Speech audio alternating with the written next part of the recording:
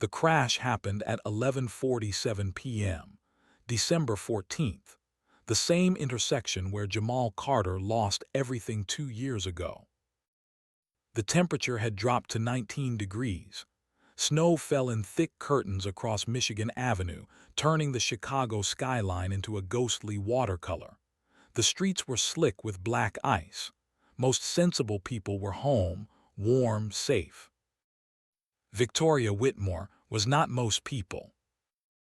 Her Mercedes S-Class Maybach, midnight black with custom leather interior worth more than most annual salaries, rocketed down the avenue at speeds that made physics a suggestion rather than a law. 108 miles per hour, then 115, then 120. She wasn't driving it, the car was driving itself, and it wanted her dead. Victoria's hands gripped the steering wheel so hard her knuckles had gone white. Her perfectly manicured nails, painted in a shade called corporate crimson, dug into the leather. Blood trickled from a cut on her forehead where her head had struck the window during the first failed attempt to break the glass. The dashboard flickered, every screen showing the same message in cold blue letters: system override, manual control disabled. She had tried everything, slamming the brakes, nothing, yanking the emergency brake, nothing, throwing the transmission into park. The car had simply ignored her, its computerized brain following instructions from someone else, someone who wanted her to disappear the same way her father had 6 months ago. The barrier came into view, concrete and steel, designed to stop vehicles from plunging into the frozen Chicago River below. It wouldn't stop her Mercedes, not at this speed. Victoria closed her eyes. She thought about her father, Harrison Whitmore, the man who built an empire from nothing, the man they said killed himself with a bullet to the temple and a typed note that read simply, "I'm tired." She thought about the file hidden in her penthouse, the evidence she had gathered, the proof that Harrison's death was murder dressed up as suicide. She thought about how she would never get justice now. The impact came like the fist of God. Metal screamed, glass exploded. The Mercedes hit the barrier at 112 miles per hour and immediately began a violent pirouette. It spun once, twice, 3 times. The world became a kaleidoscope of lights and snow and pain.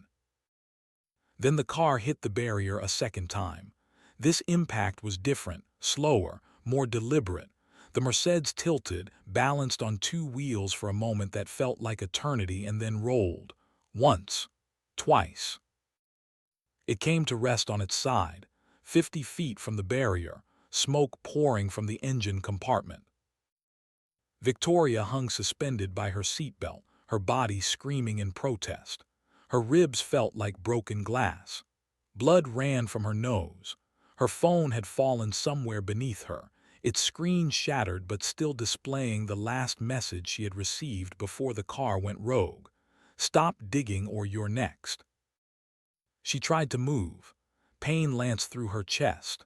A broken rib, probably 2. Her door was jammed shut, the frame twisted beyond recognition. The passenger window had shattered, but the opening was too small to crawl through. The smell of gasoline filled the air. Smoke thickened. Somewhere in the distance she heard voices, people shouting.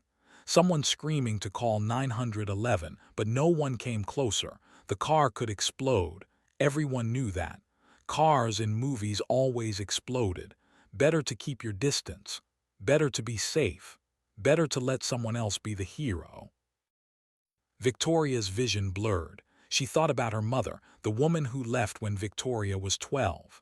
The woman who said, "You're too much like your father, too cold, too driven, you'll die alone." Maybe she was right. Victoria's eyes drifted closed, and then she heard footsteps, running fast, getting closer. 2 blocks away, Jamal Carter was locking up his garage for the night. Carter's auto repair sat on the corner of 35th and State, A modest building with 3 service bays and a sign that had been there since his father opened the place in 1987. The paint was fading. The roof needed work, but the garage was clean, honest, and paid its bills on time. Most months. Jamal wiped his hands on a red shop towel, the fabric already stained with the day's work. Engine oil, transmission fluid, the dark smudge of brake dust. His hands bore the map of his profession. Scars from hot metal, burns from electrical work, calluses built up over 15 years of turning wrenches. He was 36 years old, 6 feet 1 inch tall. His skin was the deep brown of polished mahogany. His hair was cut in a tight fade, gray creeping in at the temples despite his age. He wore a simple blue work shirt with his name stitched over the pocket, Jamal.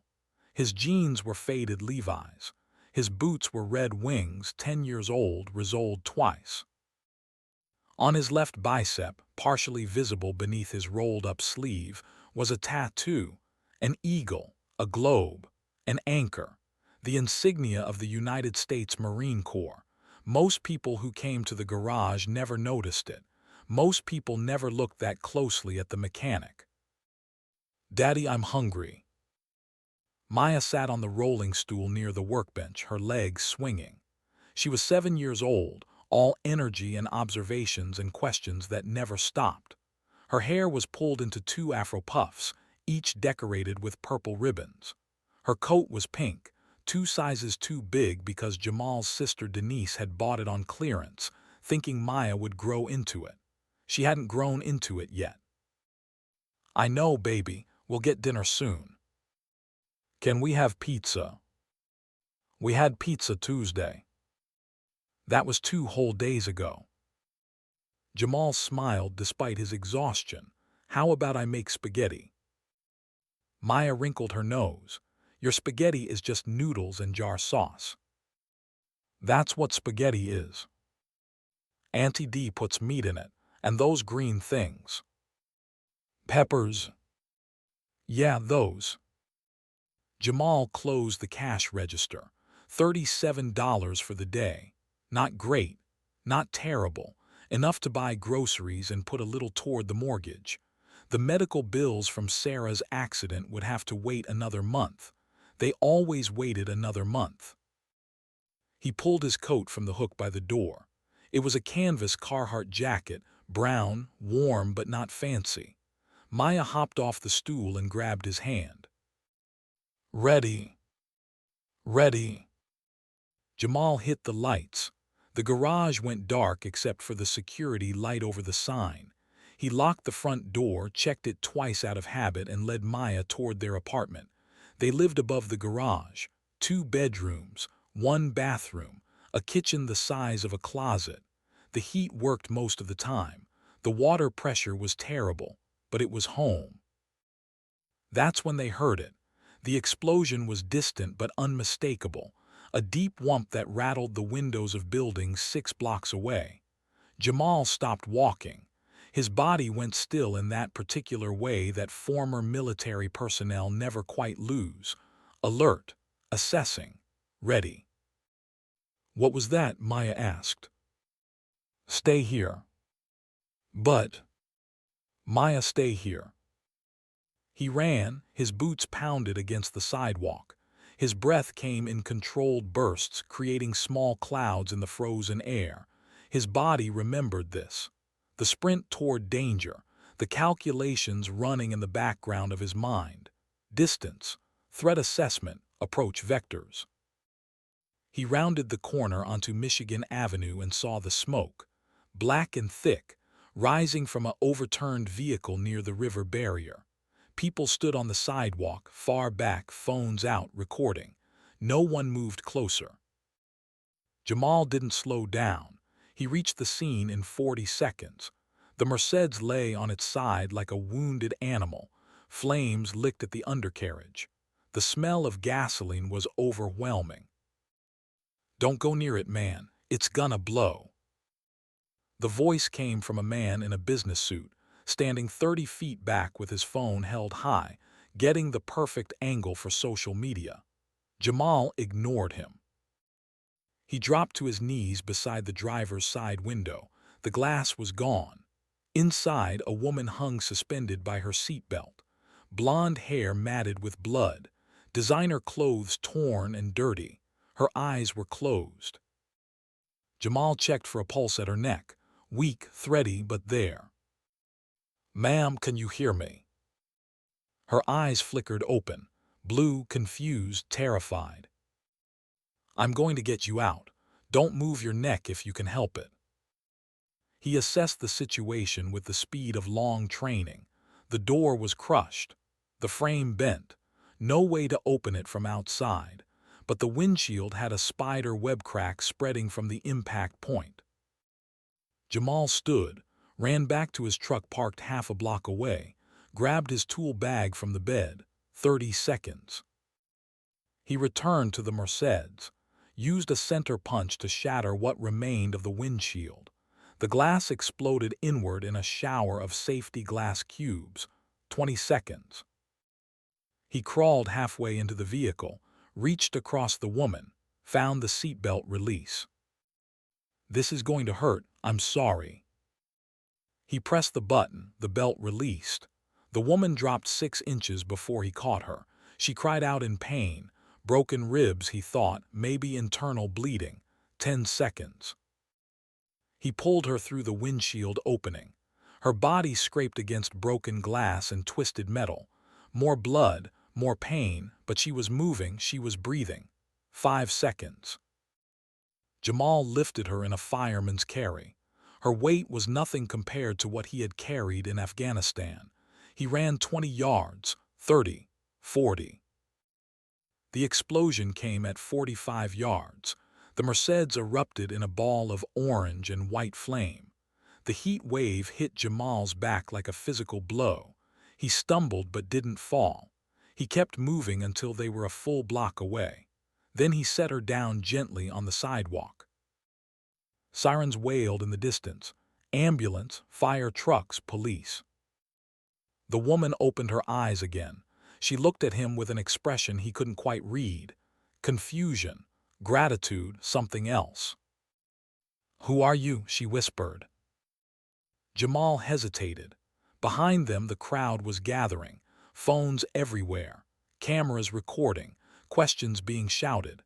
This was the moment where his face would end up on the news, where his past would be dug up, where the life he had carefully built for Maya would be exposed to scrutiny he couldn't afford. "Just a mechanic," he said. Paramedics arrived. They swarmed the woman, checking vitals, asking questions, loading her onto a gurney. A police officer approached Jamal. "Sir, we need a statement." "I saw the crash. I pulled her out, that's all." "We'll need your name and contact information." Jamal looked past the officer. Maya stood at the corner, exactly where he had told her to wait, her purple ribbons bright against the darkness, her face worried. "I need to get my daughter home." "Sir, this will only take—" But Jamal was already walking away. The officer called after him. Jamal didn't stop. He reached Maya, took her hand, and disappeared into the side streets before anyone could follow. Behind them, the Mercedes burned, and in the ambulance racing toward Northwestern Memorial Hospital, Victoria Whitmore drifted in and out of consciousness, her last thought before the morphine took her under. "I need to find him." The morning sun came through the windows of Jamal's apartment in thin winter strips. He stood at the stove, cooking eggs and toast. The eggs were scrambled, simple, the way Maya liked them. The toast was wheat bread from the discount bin at Jewel Osco. Maya sat at the small kitchen table working on her homework. Math problems, 3rd grade multiplication. "Dad, what's 7 times 8? "What do you think it is?" 56. "Show me your work." She turned her notebook around. 7 rows of 8 dots each, carefully drawn. Jamal smiled. "That's right, baby. Good job." The television was on in the living room, volume low. Local news, weather, traffic, then. Breaking news this morning. Billionaire CEO Victoria Whitmore survived a harrowing crash last night on Michigan Avenue. Police are investigating possible foul play as evidence suggests the vehicle's computer systems may have been remotely accessed. Ms. Whitmore is in stable condition at Northwestern Memorial Hospital. The identity of the Good Samaritan who pulled her from the burning vehicle remains unknown. Jamal's hand tightened on the spatula. Maya looked up. "Dad, that's the lady you saved. Eat your breakfast." "But they're talking about you. They don't know it was me." "Shouldn't you tell them?" Jamal turned off the stove. He sat down across from Maya. His daughter looked at him with those big brown eyes, so much like her mother's. "Listen to me, baby. Sometimes it's better to help people quietly, without making a big deal." "Why?" "Because the help is what matters, not the credit." Maya considered this. Then, Mommy would have saved her too. The words hit Jamal like a punch to the sternum. Yes, she would have. "I miss her." "Me too, baby, every day." They ate breakfast in silence after that. Comfortable silence. The kind that only exists between people who have grieved together. Jamal's phone rang at 8:30. Unknown number. He almost didn't answer. Then something made him pick up. "Hello?" "Mr. Carter." The voice was female, professional, calm. "My name is Jennifer Ross. I'm calling on behalf of Victoria Whitmore." Jamal's stomach dropped. "How did you get this number?" "Ms. Whitmore has extensive resources, Mr. Carter. She wanted me to convey her gratitude for your heroic actions last night. She would very much like to meet you in person to thank you properly." "That's not necessary."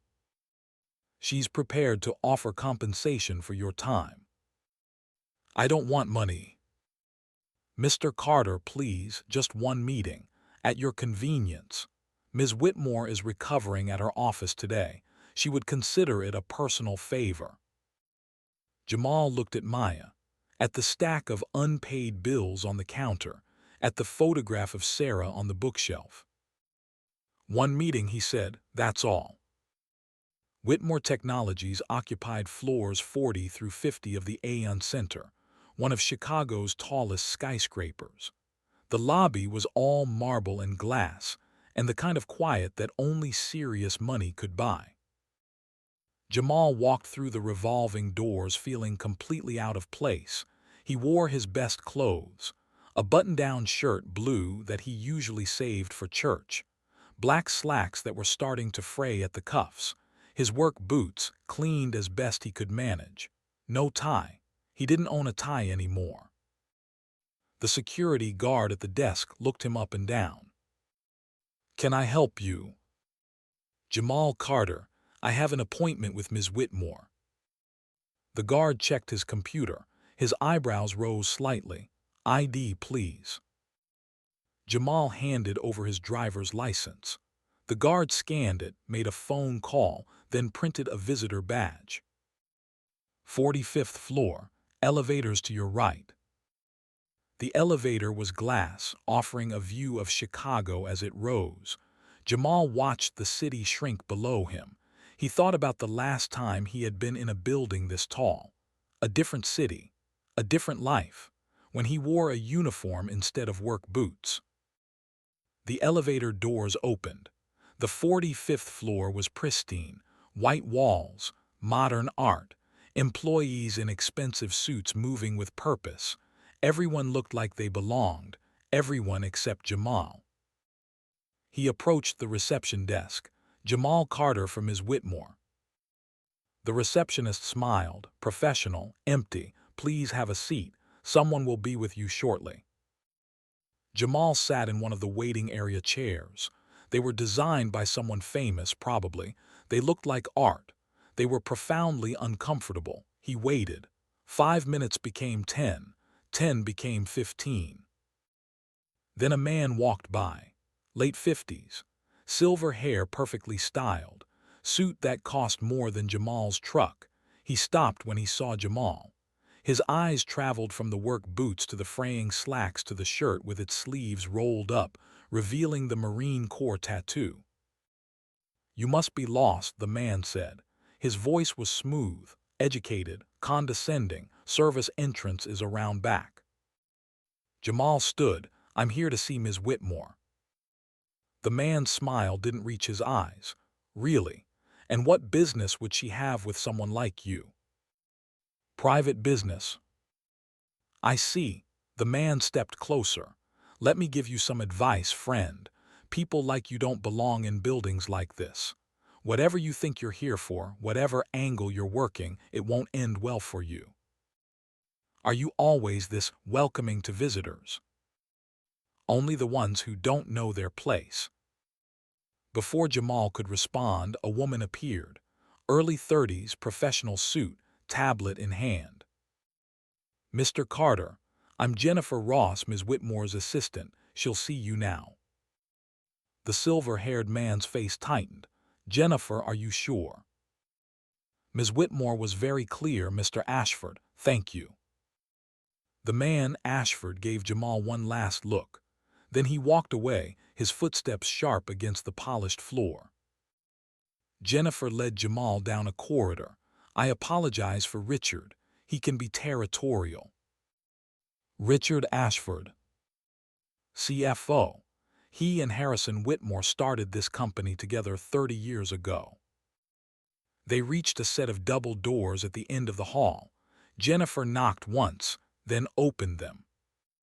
"Ms. Whitmore, Mr. Carter is here." The office beyond was massive.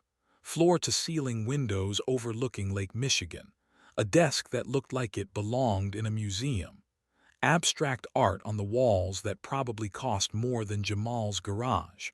And sitting behind the desk, a white bandage on her forehead, was Victoria Whitmore. She stood when Jamal entered. She was tall, 5'7", maybe 5'8". Blonde hair pulled back in a perfect bun. Blue eyes that studied him with an intensity that made him want to look away. She wore a gray suit that probably cost what he made in 3 months. "Mr. Carter," she said, "please sit." Jamal sat in one of the chairs facing her desk. These were more comfortable than the ones in the waiting room. Barely. Victoria remained standing for a moment, as if deciding something. Then she sat. "You saved my life." "Anyone would have done the same." No, her voice was firm. "They wouldn't. Everyone else ran. You didn't. Why?"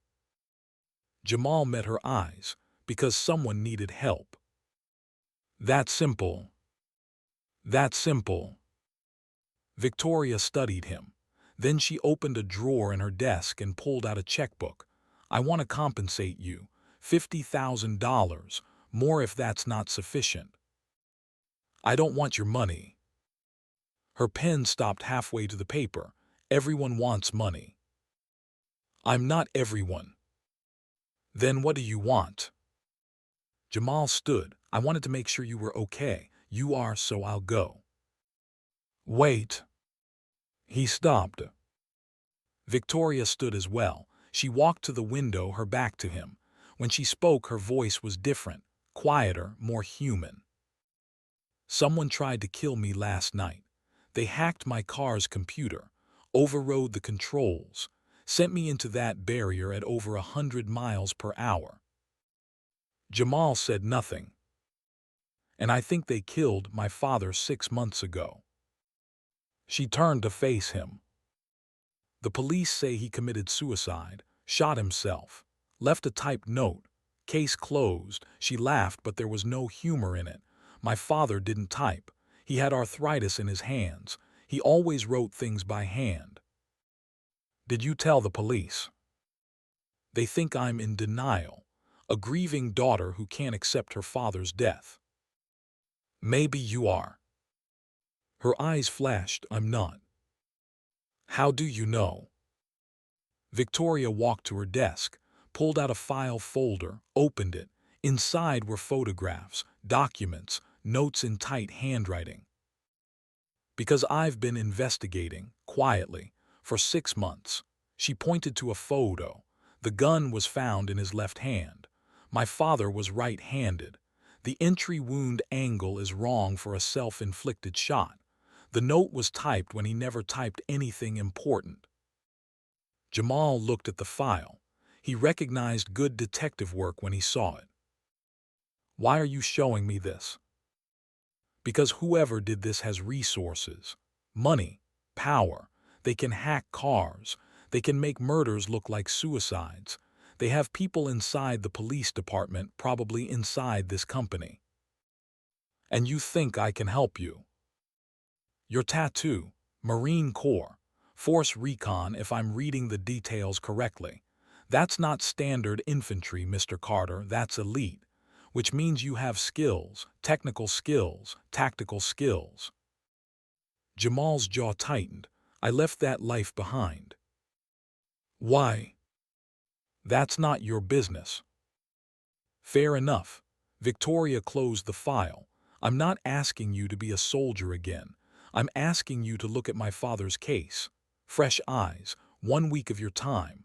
I'll pay you $5,000 as a consultant. I have a daughter. I know, Maya, 7 years old, attends Bronzeville Elementary, lost her mother 2 years ago in a hit-and-run accident that was never solved. Jamal's hands became fists. Stay away from my daughter. I'm not threatening her, Mr. Carter. I'm showing you that I did my research, and I'm being honest with you. She paused. Someone is killing people and getting away with it. My father. Maybe yours truly last night. How many more before someone stops them? Jamal wanted to walk away, to go back to his garage and his simple life and his daughter who needed him. But something in Victoria's eyes stopped him. It was the same look he had seen in the mirror after Sarah died.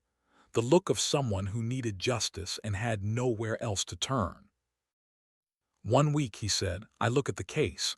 If I think you're wrong, I walk away. Deal. Deal. They shook hands. Her grip was firm, professional. When do we start? Jamal asked. Victoria checked her watch. How about now? Word count, 4,247 words, continuing to reach target. Detective Sarah Klein was not happy to see them. She sat behind a desk at the 2nd District Station, coffee going cold in a chipped mug, case files stacked in towers that threatened to topple. She was 45 years old, 22 years on the force, and thoroughly tired of rich people who thought rules didn't apply to them. Ms. Whitmore, she said, not standing, what can I do for you? I want to review my father's case file. The case is closed. I have questions. The case is closed. Victoria didn't blink. I'm within my rights to request. You're within your rights to file a formal request through the proper channels, which will take 4 to 6 weeks to process, after which we will provide you with the redacted public version of the file you've already seen 3 times. Jamal watched the exchange like a tennis match. Victoria changed tactics. Detective, someone tried to kill me last night. I know, I read the report. Don't you think that's connected to my father's death? I think you had a car accident. Brake failure happens. The computer was hacked. According to your IT department, we're investigating. You're not taking this seriously. Detective Klein finally stood. She was shorter than Victoria, stockier, with gray starting to show in her brown hair, but her eyes were sharp. Ms. Whitmore, I am taking this seriously.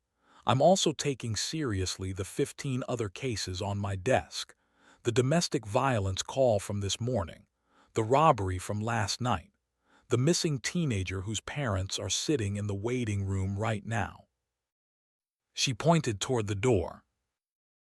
Your father's case was investigated thoroughly. By me, I found no evidence of foul play. The medical examiner ruled it suicide. The note matched his phrasing. The gun was registered to him. I'm sorry for your loss, but I can't reopen a case based on your feelings. What about the wound angle? Jamal asked. Klein turned to him. And you are? Jamal Carter. The man from last night, the Good Samaritan. She looked him up and down. You're a mechanic. Yes. So what do you know about gunshot wounds? Enough. Something in his voice made Klein pause. She studied him more carefully, took in the bearing, the way he stood, the tattoo visible under his rolled sleeve. Force recon. Yes, ma'am. How many deployments? 3. Klein's expression softened. Just barely. Then you should know that field experience doesn't make you a forensic expert. No, ma'am, but it teaches you to recognize when something doesn't look right. Klein sighed. She pulled a file from one of the towers, opened it, slid a photograph across the desk. Wound angle, entry point right temple, exit point left parietal bone, consistent with self-inflicted gunshot wound from a seated position. Jamal studied the photo. May I? Klein nodded. Jamal picked up the photo, tilted it. His mind ran calculations, angles, trajectories, physics. He would have had to hold the gun at about 45 degrees, uncomfortable but possible. He paused. Except the exit wound is slightly lower than the entry. If he was sitting and shot himself, the exit should be higher. The bullet would travel upward. Klein blinked. That's actually a good point. Unless he was standing and falling as he pulled the trigger, Jamal continued. But then there would be evidence of that.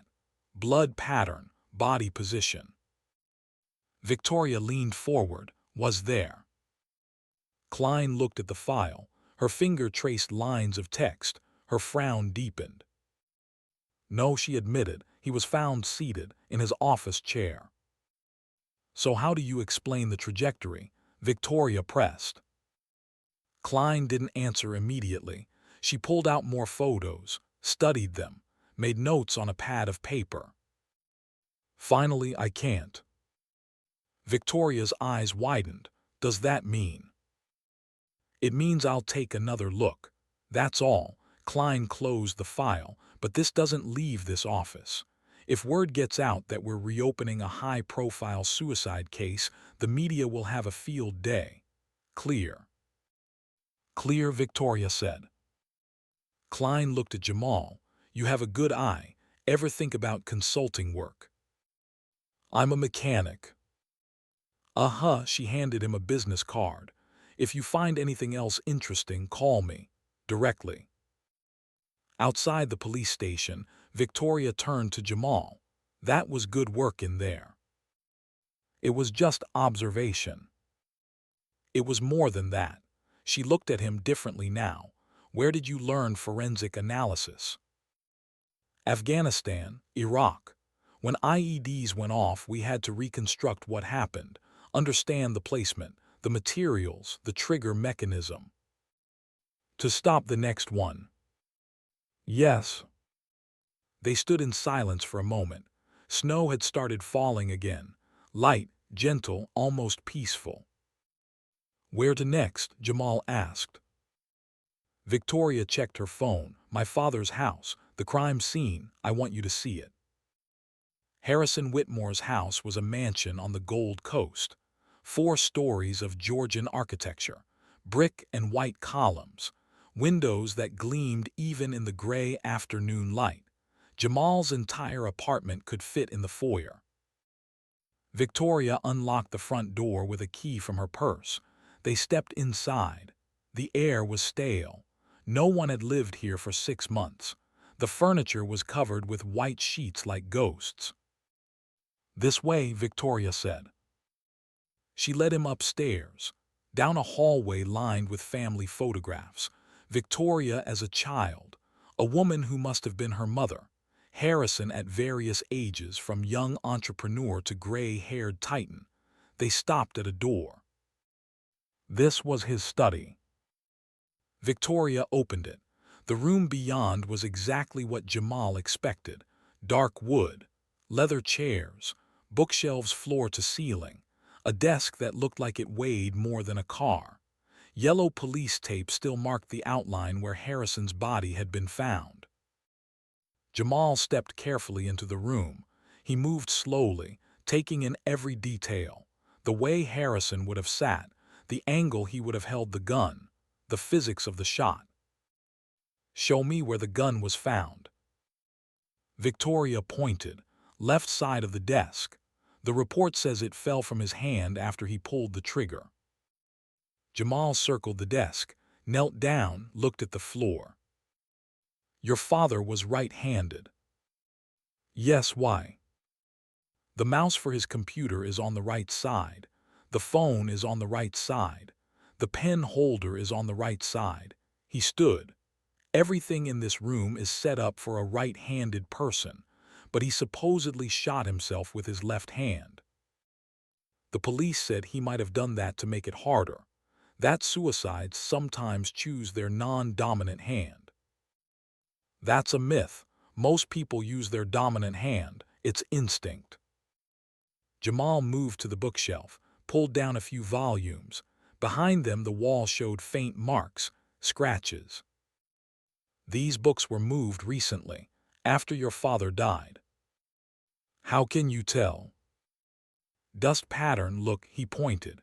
"The rest of this shelf has a 1/4 inch of dust, but these books, almost none." Victoria's breath caught. Someone was in here after the police cleared the scene. Jamal pushed on the wall behind the books, felt for inconsistencies. His fingers found a seam. He pressed.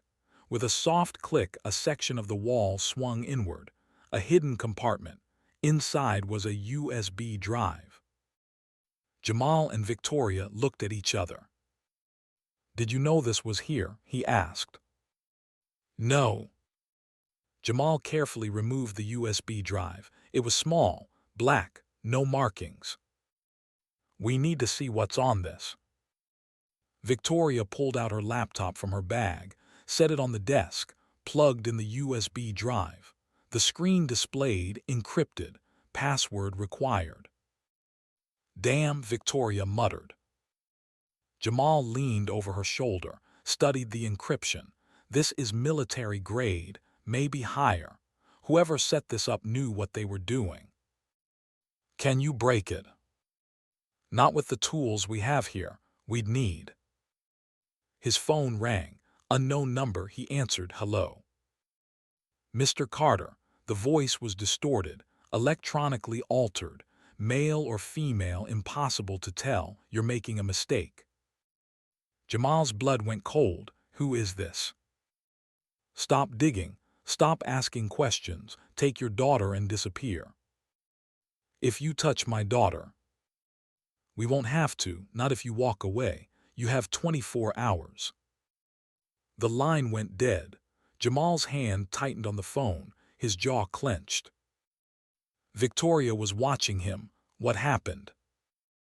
"They know we're investigating, and they just threatened Maya." The words hung in the air between them. Then Victoria's phone rang. She answered, listened. Her face went pale. "I understand, thank you." She lowered the phone slowly. "What?" Jamal demanded. "That was building security. Someone tried to access my penthouse. The cameras caught them tampering with the lock. The police are on their way, but whoever it was got away." They looked at each other, then at the USB drive still plugged into the laptop. "We've opened something," Victoria said quietly. "And someone is trying very hard to close it again," Jamal finished. Outside, through the study window, a black sedan sat parked across the street. Tinted windows. No plates visible. Inside the car, a figure lifted a phone. "They found the drive," the figure said. On the other end of the line, Richard Ashford smiled. Good, let them think they're getting somewhere. It will make the next step easier. He hung up, then he made another call. It's time, he said. Eliminate them both. The apartment above Carter's auto repair had never felt smaller. Jamal paced the living room while Victoria sat at his kitchen table, her laptop open, the encrypted USB drive mocking them with its password prompt. Maya was asleep in her bedroom, the door closed, a chair wedged under the handle. Extra security. Not enough, but something. We need help, Victoria said. Professional help. From who? Anyone we hire could be compromised. Could be working for whoever killed your father. Then what do you suggest? Jamal stopped pacing. He looked at the laptop, at the encryption screen. Military grade, he had said, maybe higher. He knew someone who could crack it, someone he hadn't spoken to in 4 years. I might know a guy, Jamal said quietly. Victoria looked up. A guy. Someone I served with. Afghanistan. He was signals intelligence. If anyone can break this encryption, it's him. Can you trust him? Jamal thought about Marcus Webb. They had been in the same unit, had saved each other's lives more times than either could count. When Jamal left the Marines to care for Sarah during her illness, Marcus had been the only one who understood. Yes, Jamal said, I can trust him. He pulled out his phone, found Marcus's number in his contacts, hadn't called it since Sarah's funeral. The phone rang 4 times, then. Carter, that you? Marcus's voice was exactly the same, deep, calm, the voice of a man who had seen the worst the world could offer and decided to laugh at it anyway. Yeah, it's me. Well, damn, thought you fell off the face of the earth, brother. I needed some quiet. I get that, a pause. This a social call or do you need something? Jamal looked at Victoria, at the USB drive. I need something. Figured, what's the situation? Encrypted drive, military grade or better, I need it cracked, quietly. Marcus whistled low, you in trouble. Maybe. Is Maya safe? The fact that Marcus remembered his daughter's name, after 4 years of silence, made Jamal's throat tight. For now, but that could change. Give me an hour. Send me a photo of the encryption screen. I'll see what I can do. Marcus, this is serious. People have died. Brother, when have you ever called me about anything that wasn't serious? Marcus laughed. Send the photo. I got you. The line went dead. Victoria had been listening. He sounds capable. He is best signals guy I ever worked with. If there's a backdoor, he'll find it. Jamal took a photo of the laptop screen showing the encryption prompt, sent it to Marcus via an encrypted messaging app they had used in the service. Then they waited. Victoria stood, walked to the window, looked out at the street below. The sodium streetlights cast everything in shades of orange and shadow. Thank you, she said. For what? For helping me. You didn't have to. You could have walked away after you pulled me from that car. Jamal joined her at the window. Someone threatened my daughter. Walking away stopped being an option. Still, most people in your position would have taken the money I offered and disappeared. I'm not most people. Victoria smiled. It was small, genuine, the first real smile he had seen from her. No, she said, you're not. They stood in silence. Outside, a car drove past. Jamal tracked it automatically. Made, model, license plate, exit routes if needed, old habits. Can I ask you something? Victoria said. Depends on the question. Why did you leave the Marines? Jamal's jaw tightened. That's personal. I know, but we're trusting each other with our lives. I think I deserve to know who I'm trusting. She was right. Jamal knew she was right, but talking about it meant opening doors he had spent 2 years keeping locked. My wife got sick, he said finally. Cancer, aggressive, she was pregnant, 7 months. Victoria's expression changed, softened. The doctors said the pregnancy hormones accelerated the cancer, that if she started chemo immediately, she might have a chance. Jamal's hands became fists. She refused, said our baby deserved a chance at life. Maya.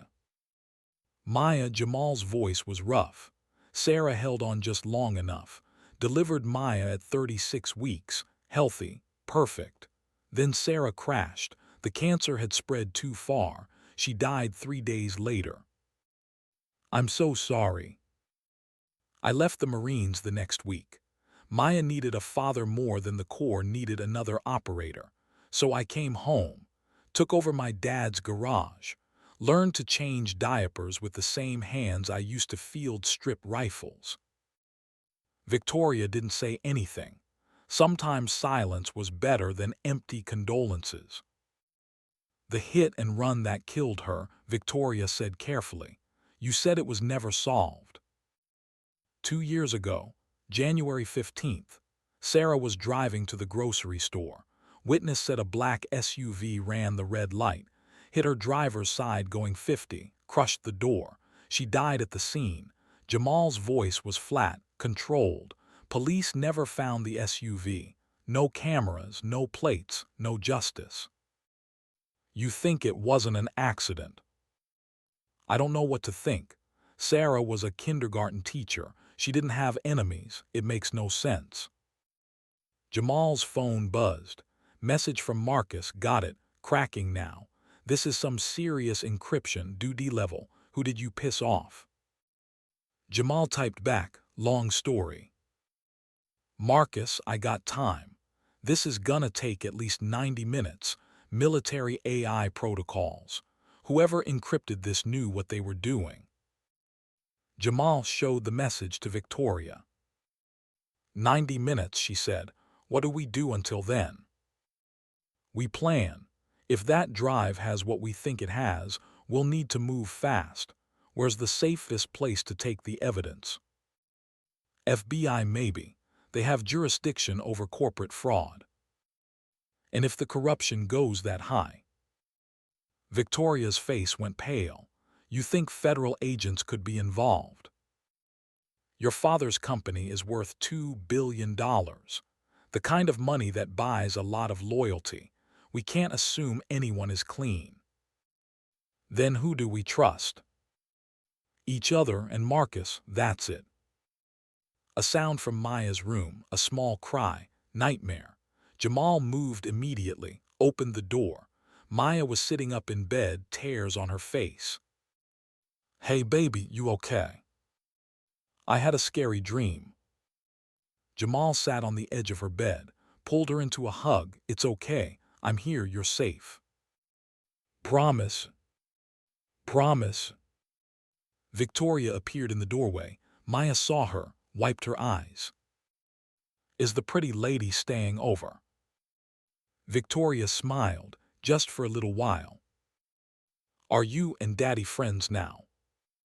Yes, we're friends. Maya seemed to consider this. Then that's good. Daddy needs more friends, he's lonely. Out of the mouths of children, Jamal felt his face heat. I'm not lonely. You are too, Auntie D says so. Victoria's smile widened. Jamal shot her a look that said, don't. How about I read you a story? Victoria offered. Help you get back to sleep. Maya's eyes lit up. Really? Really? Victoria sat on the other side of Maya's bed, picked up the worn copy of Where the Wild Things Are from the nightstand, began to read. Jamal watched from the doorway, watched Victoria's voice soften, watched her smile at the pictures, watched Maya lean against her shoulder. Something shifted in his chest. He left them there, went back to the laptop, stared at the encryption screen. 90 minutes felt like forever. Marcus came through in 82 minutes. The laptop pinged. A new message, you're in. Password is November Alpha 77 Tango Bravo, military phonetic. Someone was making a point. Jamal typed the password. The screen went black. Then files began to appear. Hundreds of them, spreadsheets, bank statements, emails, recorded phone calls. Victoria stood behind Jamal, reading over his shoulder. "Oh my God," she whispered. The evidence was meticulous. Harrison Whitmore had been building a case for months. Every transaction, every fraudulent transfer, every offshore account. Richard Ashford had been stealing from Whitmore Technologies for 5 years. $67 million, funneled through shell companies in the Cayman Islands, laundered through real estate purchases, hidden in plain sight within the company's quarterly reports. "My father found out," Victoria said. Her voice shook. "That's why Richard killed him." Jamal opened a video file. Harrison Whitmore appeared on screen. He looked tired, older than the photos Jamal had seen. This was a man who knew his time was running out. "If you're watching this, I'm dead." Harrison's voice was calm. "Richard Ashford has been embezzling from the company. I have proof. I confronted him yesterday. He denied everything, but I saw the fear in his eyes. He knows I know." Harrison paused, looked directly at the camera. "Victoria, if this reaches you, I'm sorry. Sorry I wasn't there for you when you were young. Sorry I chose work over family. Sorry I'm leaving you with this mess." He held up a document. "This is proof, bank records, wire transfers, everything. Take it to the FBI. Agent Sarah Chen in Chicago. She's clean, she can be trusted." The video ended. The room was silent. Victoria's face was wet with tears. He knew Richard was going to kill him, and he still tried to stop it. Jamal copied all the files to a separate drive, encrypted it with his own password, sent a copy to Marcus's secure server. "We have evidence," Jamal said. "Now we need to stay alive long enough to deliver it." His phone rang. Denise. Jamal's blood went cold. His sister never called this late unless something was wrong. Jamal, her voice was shaking. "Someone just tried to break into my house. The alarm went off. Police are here, but whoever it was got away." "Are you okay? Are the kids okay?" "We're fine, scared but fine." A pause. "Jamal, what's going on?" "The police asked if I had enemies. If anyone would want to hurt me. I don't, but you do." Jamal closed his eyes. "I'm sorry, D." "What did you get involved in?" "Something bad, but I'm going to fix it." "By doing what?" "Getting yourself killed." "By keeping Maya safe. By doing the right thing." Denise was quiet for a moment. Then, "Bring her here, both of you. You can't protect her alone. I can't put you in more danger. I'm your sister, she's my niece. We're family, that's what we do." Jamal looked at Victoria, at the evidence on the screen, at Maya's closed bedroom door. "We're coming," he said. "Pack a bag. We might need to disappear for a few days." He hung up. Victoria was already moving. "I'll get Maya." "No, let her sleep. We'll carry her." "Where are we going?" "Somewhere Richard Ashford can't find us." Denise Carter lived in Hyde Park on the south side. A 3-bedroom house with a small yard and a fence that needed painting. It was modest, working class, safe. Jamal pulled his truck into the driveway at 2:17 a.m. The porch light was on. Denise stood in the doorway, arms crossed, worry etched on her face. Victoria carried Maya, still sleeping, wrapped in a blanket. Jamal grabbed the laptop bag and their overnight bags. Inside, Denise's 2 kids were asleep upstairs. The living room had been converted into a command center. Denise's husband, Vernon, A Chicago firefighter stood by the window, watching the street. "Anyone follow you?" Vernon asked. "No, I was careful." Vernon nodded. He was a big man, 6'3", 240 pounds, most of it muscle. He and Jamal had been friends since high school. "Put Maya in the guest room," Denise said. "You and Victoria can figure out sleeping arrangements after we talk." They laid Maya in the guest bed. She stirred slightly but didn't wake. Jamal kissed her forehead, locked the window, checked the closet. Old habits. Downstairs, Denise poured coffee. It was going to be a long night. "Start talking," she said. Jamal told her everything. The crash, Victoria, Harrison's murder, the USB drive, the $67 million, the threats. Denise listened without interrupting. When he finished, she looked at Victoria. "Is he telling the truth?" "Every word," Victoria said. "And you believe someone will kill to keep this quiet?" "They already have. My father, probably others, and they tried to kill me." Denise turned to Jamal. "What's your plan?" "Take the evidence to the FBI. Agent Sarah Chen. Harrison said she's trustworthy." "And if she's not?" "Then we go to the media. Make it public. Hard to cover up a murder when the whole world is watching." Vernon spoke up. "You'll need protection. Going to the FBI, you'll be exposed, vulnerable." "I know. I have a friend, police detective, good guy, owes me a favor. I can ask him to escort you." Jamal nodded. "Thank you." Denise wasn't satisfied. "And what about after? When this is over? You think Richard Ashford just forgives and forgets?" "If we do this right, Richard Ashford goes to prison for the rest of his life." "If that's a big if, Jamal." "I know." Denise looked at her brother, really looked at him, saw the Marine he used to be, the protector, the man who ran toward danger while others ran away. "You're going to do this no matter what I say, aren't you?" "Yes." "Then at least let me help." Over the next 2 hours they planned. Vernon would contact his police detective friend, arrange a secure meeting with Agent Chen. Denise would keep Maya and her kids home from school, safe, together. Victoria made a list of people at Whitmore Technologies who could be trusted. It was a short list. Her assistant Jennifer, the head of IT security, maybe 3 others. Jamal cleaned his Glock 19. He had kept it locked in a safe at the garage. Hadn't touched it in 2 years. The weight was familiar, comforting. At 4:30 a.m., Denise pulled Jamal aside. "I need to ask you something." "Okay." "This woman, Victoria, you care about her." Jamal hesitated. "I barely know her." "That's not what I asked."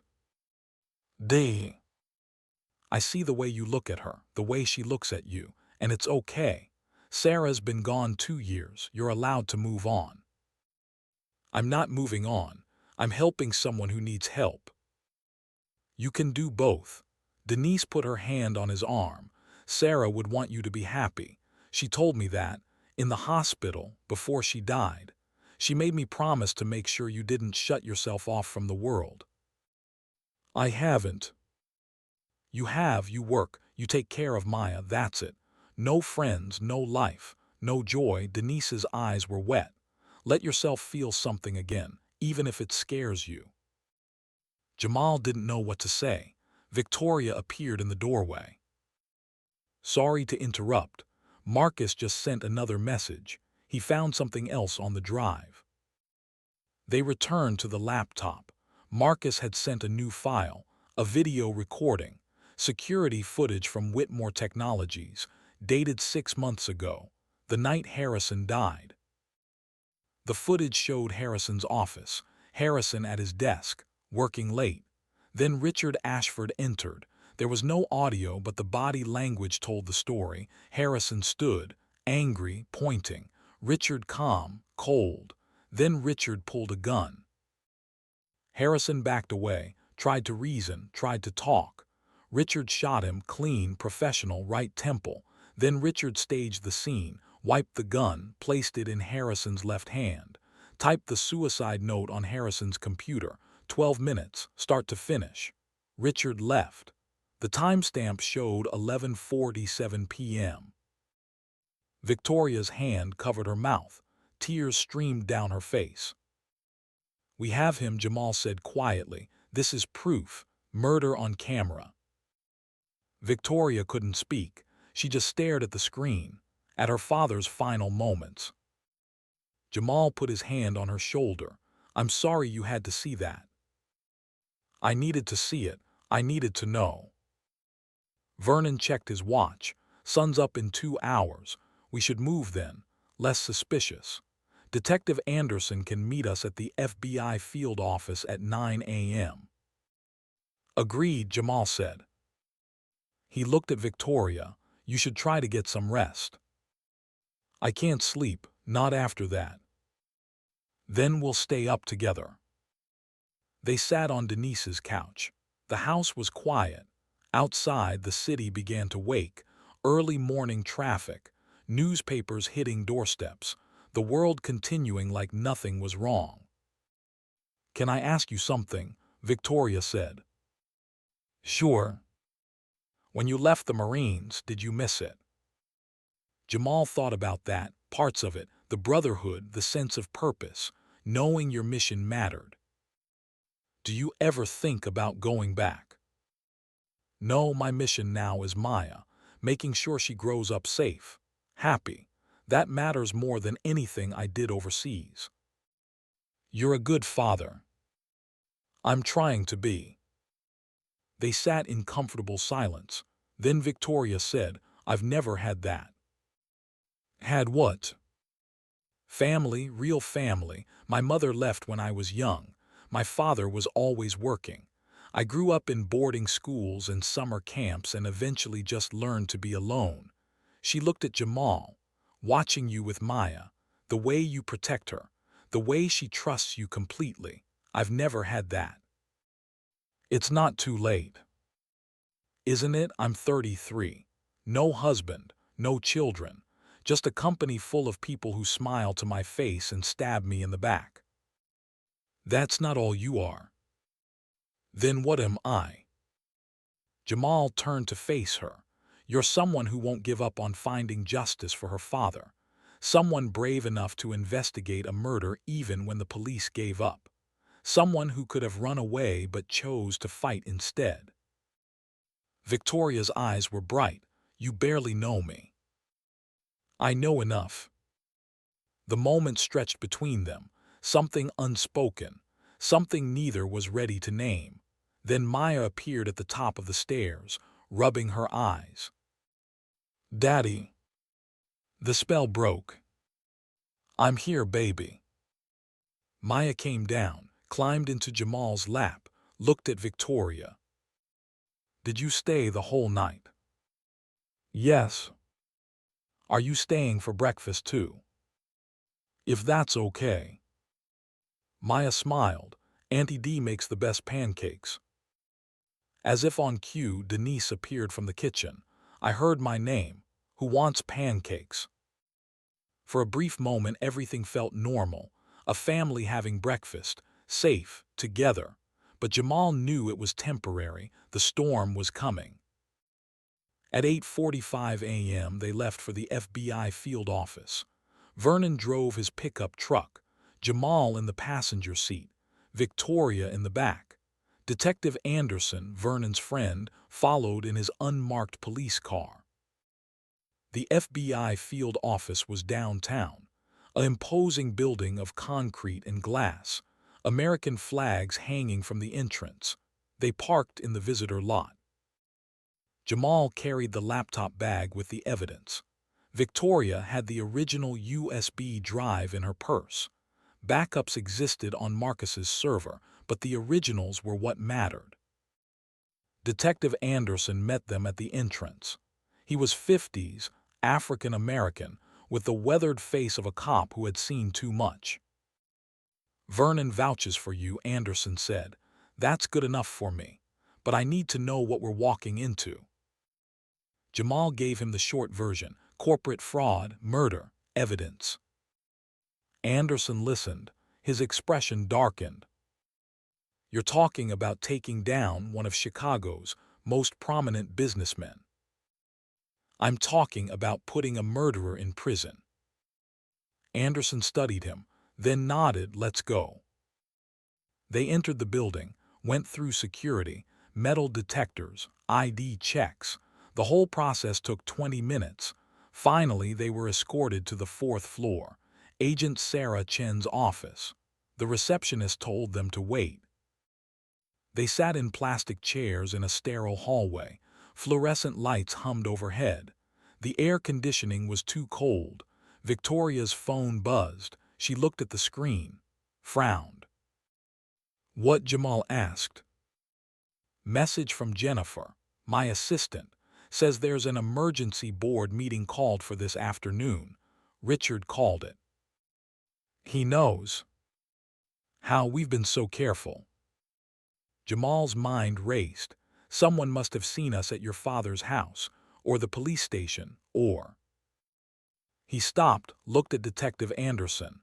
Anderson was on his phone, typing, his expression neutral, too neutral. Jamal's hand moved to his concealed Glock, slowly, carefully. "Vernon," he said quietly, "we need to leave, now." "What? Why?" "Trust me, we need to leave." Anderson looked up. His eyes met Jamal's, and in that moment Jamal knew. Anderson's hand moved toward his service weapon. Jamal was faster. He grabbed Victoria's arm, pulled her up, started moving toward the stairs. "Hey, stop!" Anderson shouted. But Jamal was already running. Victoria stumbled but kept pace. Vernon followed, confused but loyal. Behind them, Anderson drew his weapon. "Security, stop those people." The hallway erupted in chaos. Jamal hit the stairwell door with his shoulder. It burst open. They ran down, 4 floors, fast, ground level, exit to the parking lot. They burst outside into cold air and sunlight. Vernon's truck was 50 yards away. "Go, go, go," Jamal shouted. They ran. Behind them, Anderson appeared at the exit, raised his weapon, but too many civilians around. He couldn't risk the shot. They reached the truck, piled in. Vernon started the engine. Tires squealed as they pulled out of the parking lot. In the rearview mirror, Anderson stood with his phone to his ear, making a call. "What the hell just happened?" Vernon demanded. "Anderson's compromised," Jamal said. "He was going to hand us over to Richard." "How do you know?" "His body language, the phone call, the timing, it all adds up." Victoria was shaking. "If we can't trust the police, who can we trust?" "I told you, each other." Vernon drove aimlessly, turning randomly, making sure no one followed. "Where do we go?" he asked. Jamal thought they needed somewhere safe, somewhere Richard couldn't reach them, somewhere to regroup. "The garage," Jamal said. "It's not perfect, but it's defendable, and I have tools there, resources." "They'll look there." "Eventually, but it buys us time."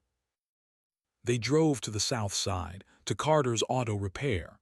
The place looked exactly as Jamal had left it, quiet, empty, home.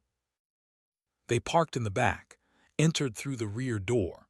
Inside, the garage smelled of oil and metal and years of honest work. Jamal locked the doors, pulled down the security shutters, turned off the lights. "Now what?" Victoria asked. Jamal opened the laptop, checked Marcus's secure server. The backup files were still there, safe. "Now we upload everything to the media, every major news outlet, make it public, force the FBI to act. And if that doesn't work, then we disappear, Take Maya somewhere safe. Let the chips fall where they may. Victoria sat on a workbench. Her perfect suit was rumpled, her hair coming loose from its bun. She looked exhausted, human.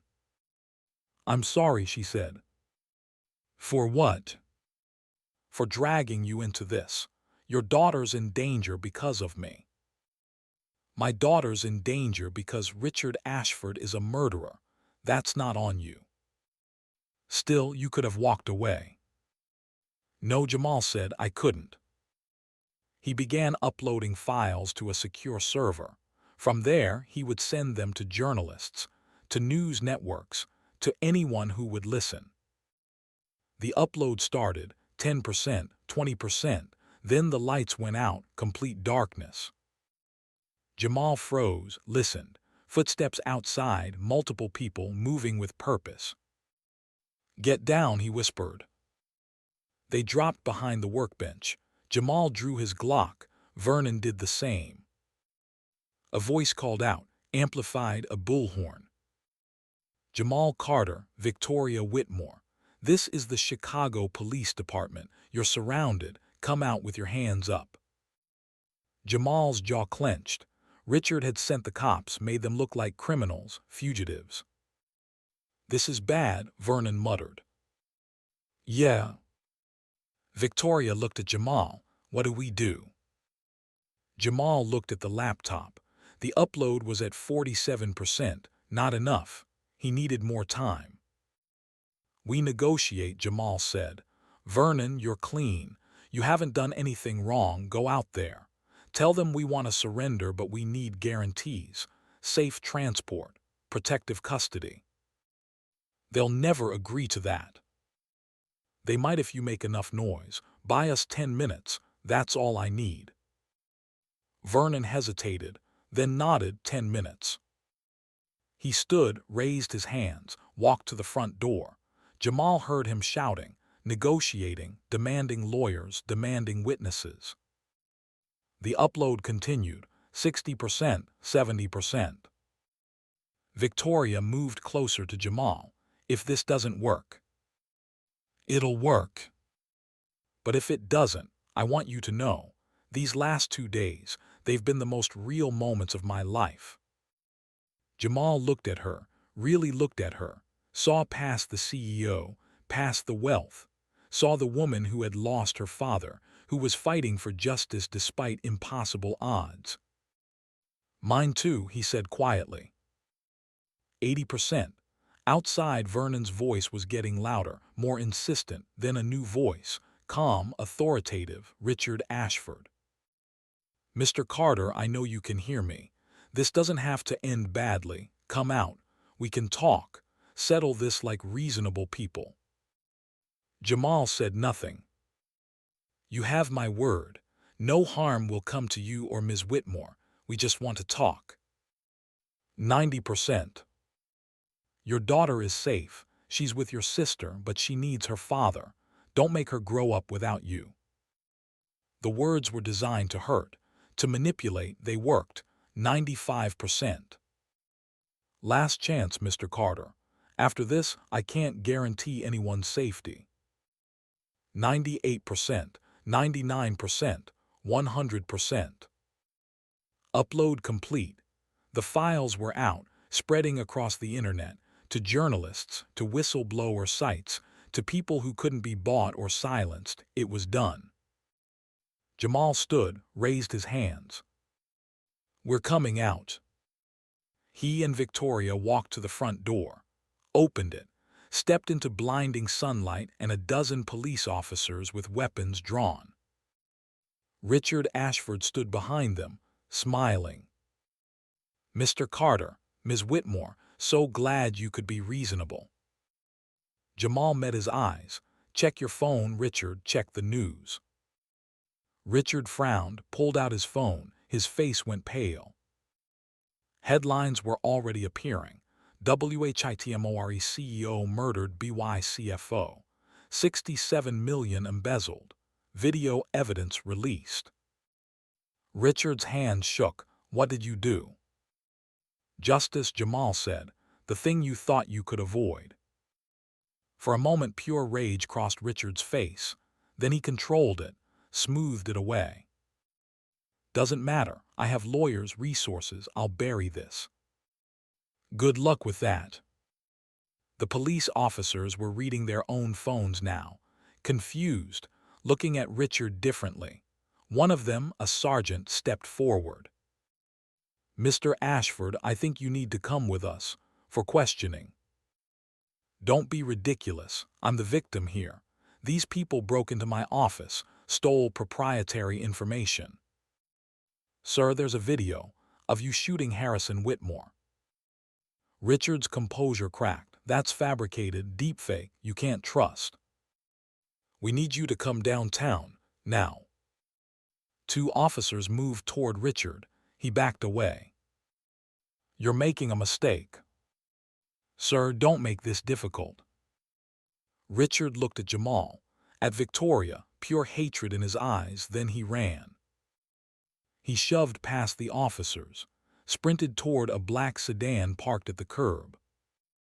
Stop him, the sergeant shouted. But Richard was already in the car, engine roaring, tires screaming. The sedan rocketed down the street. Jamal acted on instinct. He ran to Vernon's truck, keys still in the ignition. Stay here, he shouted to Victoria. Then he was gone, chasing the man who had killed her father. The streets of South Side Chicago blurred past. Richard's sedan was fast, a BMW M5, 600 horsepower, made for this. Vernon's truck was not. But Jamal had something Richard didn't: experience. He had driven in Kandahar, in Baghdad, through IED alleys and sniper fire. A Chicago street chase was child's play. Richard ran a red light, barely missed a city bus. Jamal followed, horn blaring, adrenaline singing in his veins. They hit the expressway, 90 miles per hour, 100, 110, traffic scattered, cars swerving, horns screaming.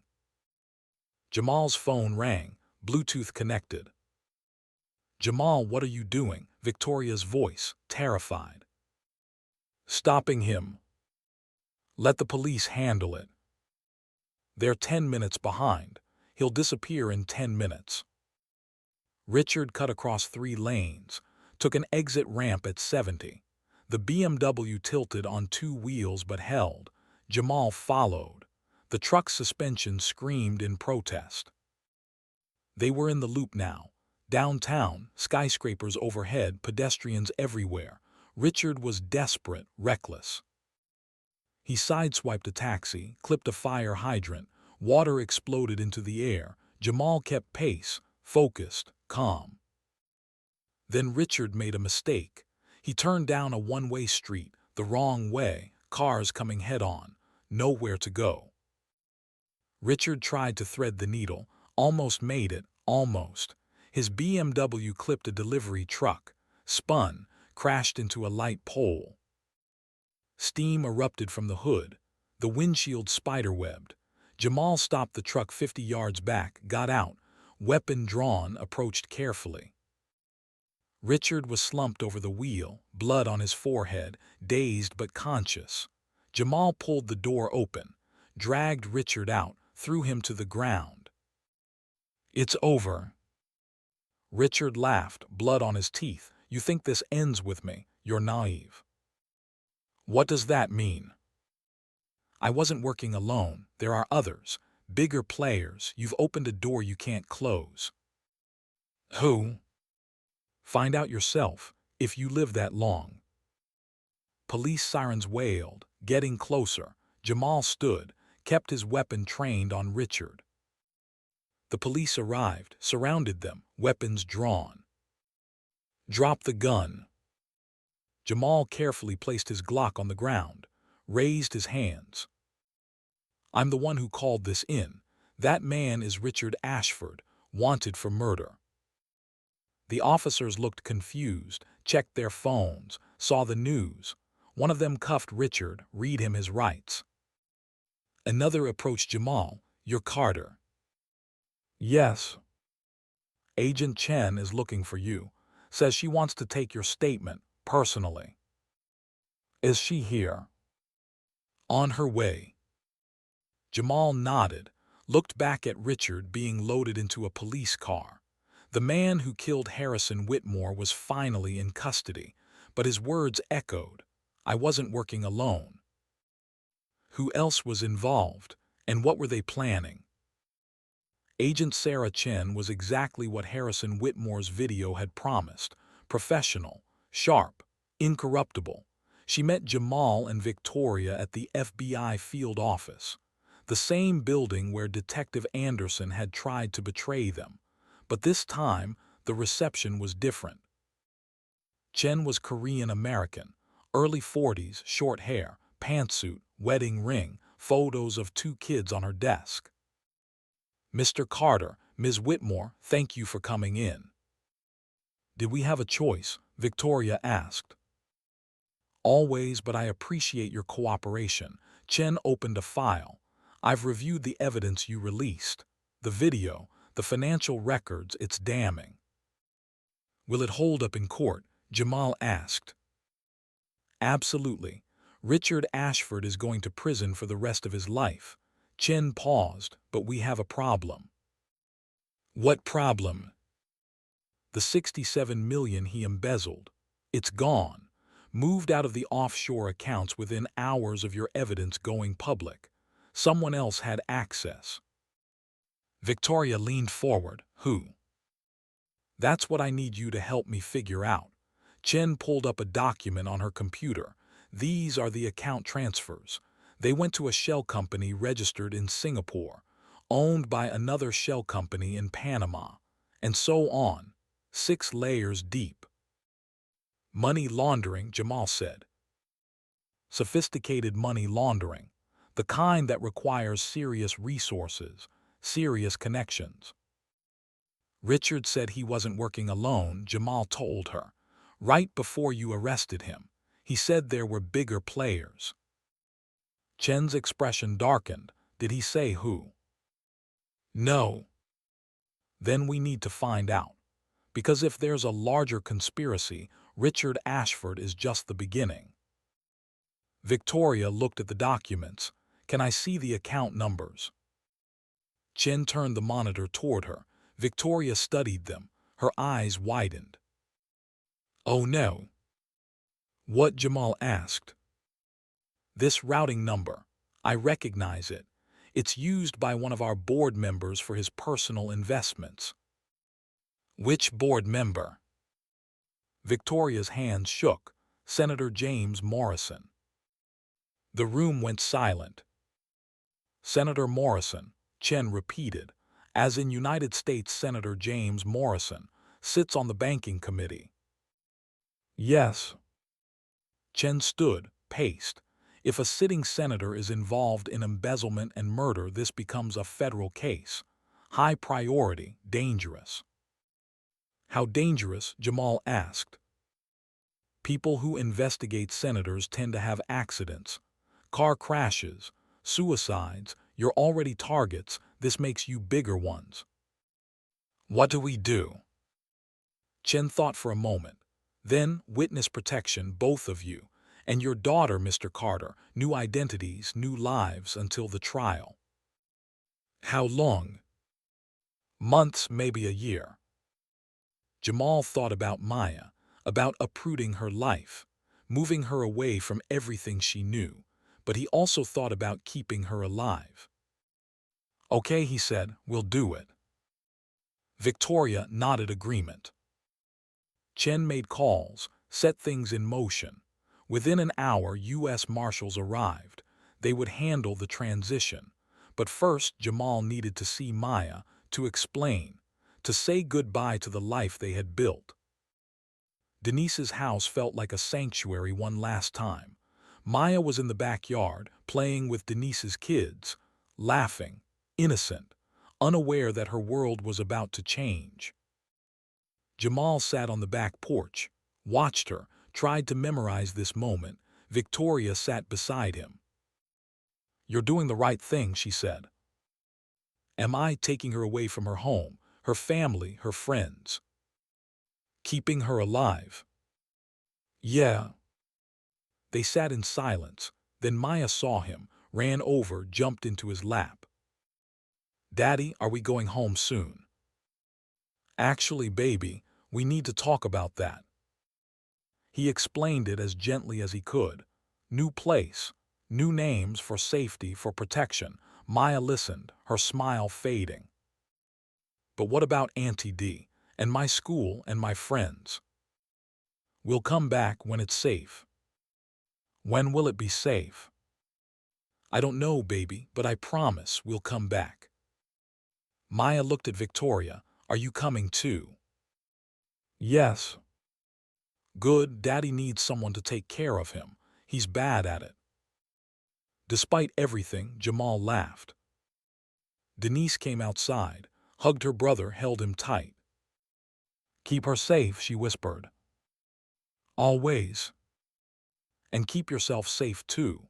Sarah would haunt me if I let anything happen to you. I know. Vernon shook Jamal's hand.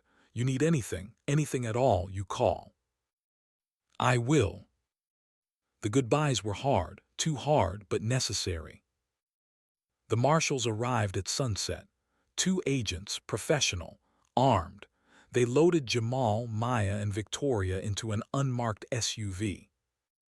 As they pulled away, Jamal looked back. Denise stood on the porch, waving.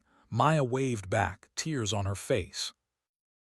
Daddy, are we going to be okay? Jamal pulled her close. Yes, baby, we're going to be okay. He looked at Victoria in the rearview mirror. She looked back. And for the first time since this started, he allowed himself to hope, not just for justice, but for something more, a future, together. The safe house was in rural Wisconsin, 2 hours north of Chicago, deep woods, a gravel road that didn't appear on GPS, the kind of place where neighbors were measured in miles, not feet. It was a farmhouse, white paint peeling, wraparound porch, barn in the back that hadn't held animals in 20 years. Inside, the furniture was mismatched, the floors creaked, but it was clean, secure, safe, for now. Jamal stood on the porch at dawn, coffee in hand, watching the sun rise over the tree line. His breath created small clouds in the October air. Frost covered the grass. Winter was coming. Behind him, the door opened.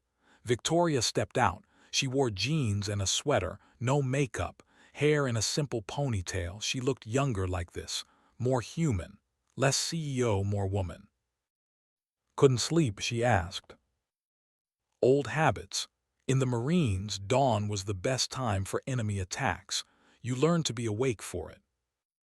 She stood beside him, their shoulders almost touching. How long have we been here? 3 weeks. Feels longer. Yeah. They had fallen into a routine. Jamal cooked breakfast. Maya did online schoolwork at the kitchen table. Victoria reviewed legal documents preparing for the trial. The U.S. Marshals checked in daily. Agent Chen called twice a week with updates. Richard Ashford had been denied bail, flight risk, danger to witnesses. He sat in Cook County Jail awaiting trial. Senator Morrison had disappeared. The FBI had raided his offices, his homes, found them empty. He had known the evidence was coming, had run before the hammer fell. There was a warrant out for his arrest, Interpol involved, but powerful men had powerful friends. Morrison was in the wind. Chen called yesterday, Victoria said, while you were chopping wood. And trial date is set, March 15th, 4 months from now. That's fast. Federal prosecutors want this done before the new congressional session, before Morrison's allies can interfere. She paused. We'll have to testify, both of us. I know.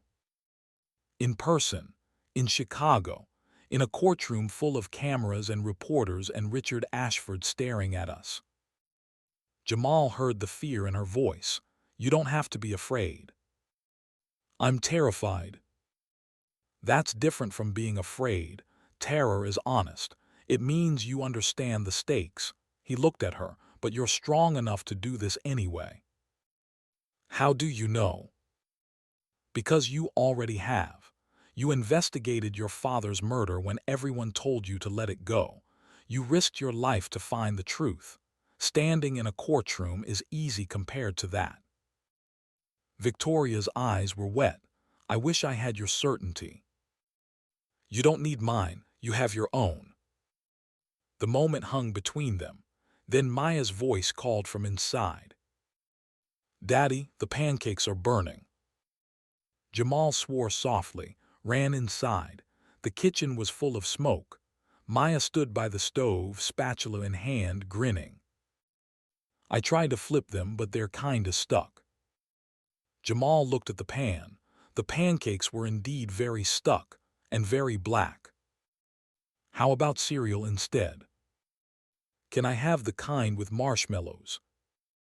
No. Please. Maya. But we're in hiding. Shouldn't hiding be fun? Despite everything, Jamal laughed. Hiding is not supposed to be fun. Well, it's boring then. Victoria appeared in the doorway. I could make pancakes if you want. Maya's eyes lit up. You know how to cook. I know how to follow a recipe, close enough. For the next hour, the kitchen became something unexpected. A home.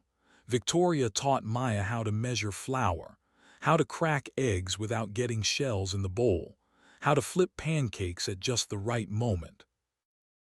Jamal watched from the table, watched Maya giggle, watched Victoria smile, really smile, not the corporate mask she wore, something genuine, something he hadn't seen in 2 years, since Sarah died.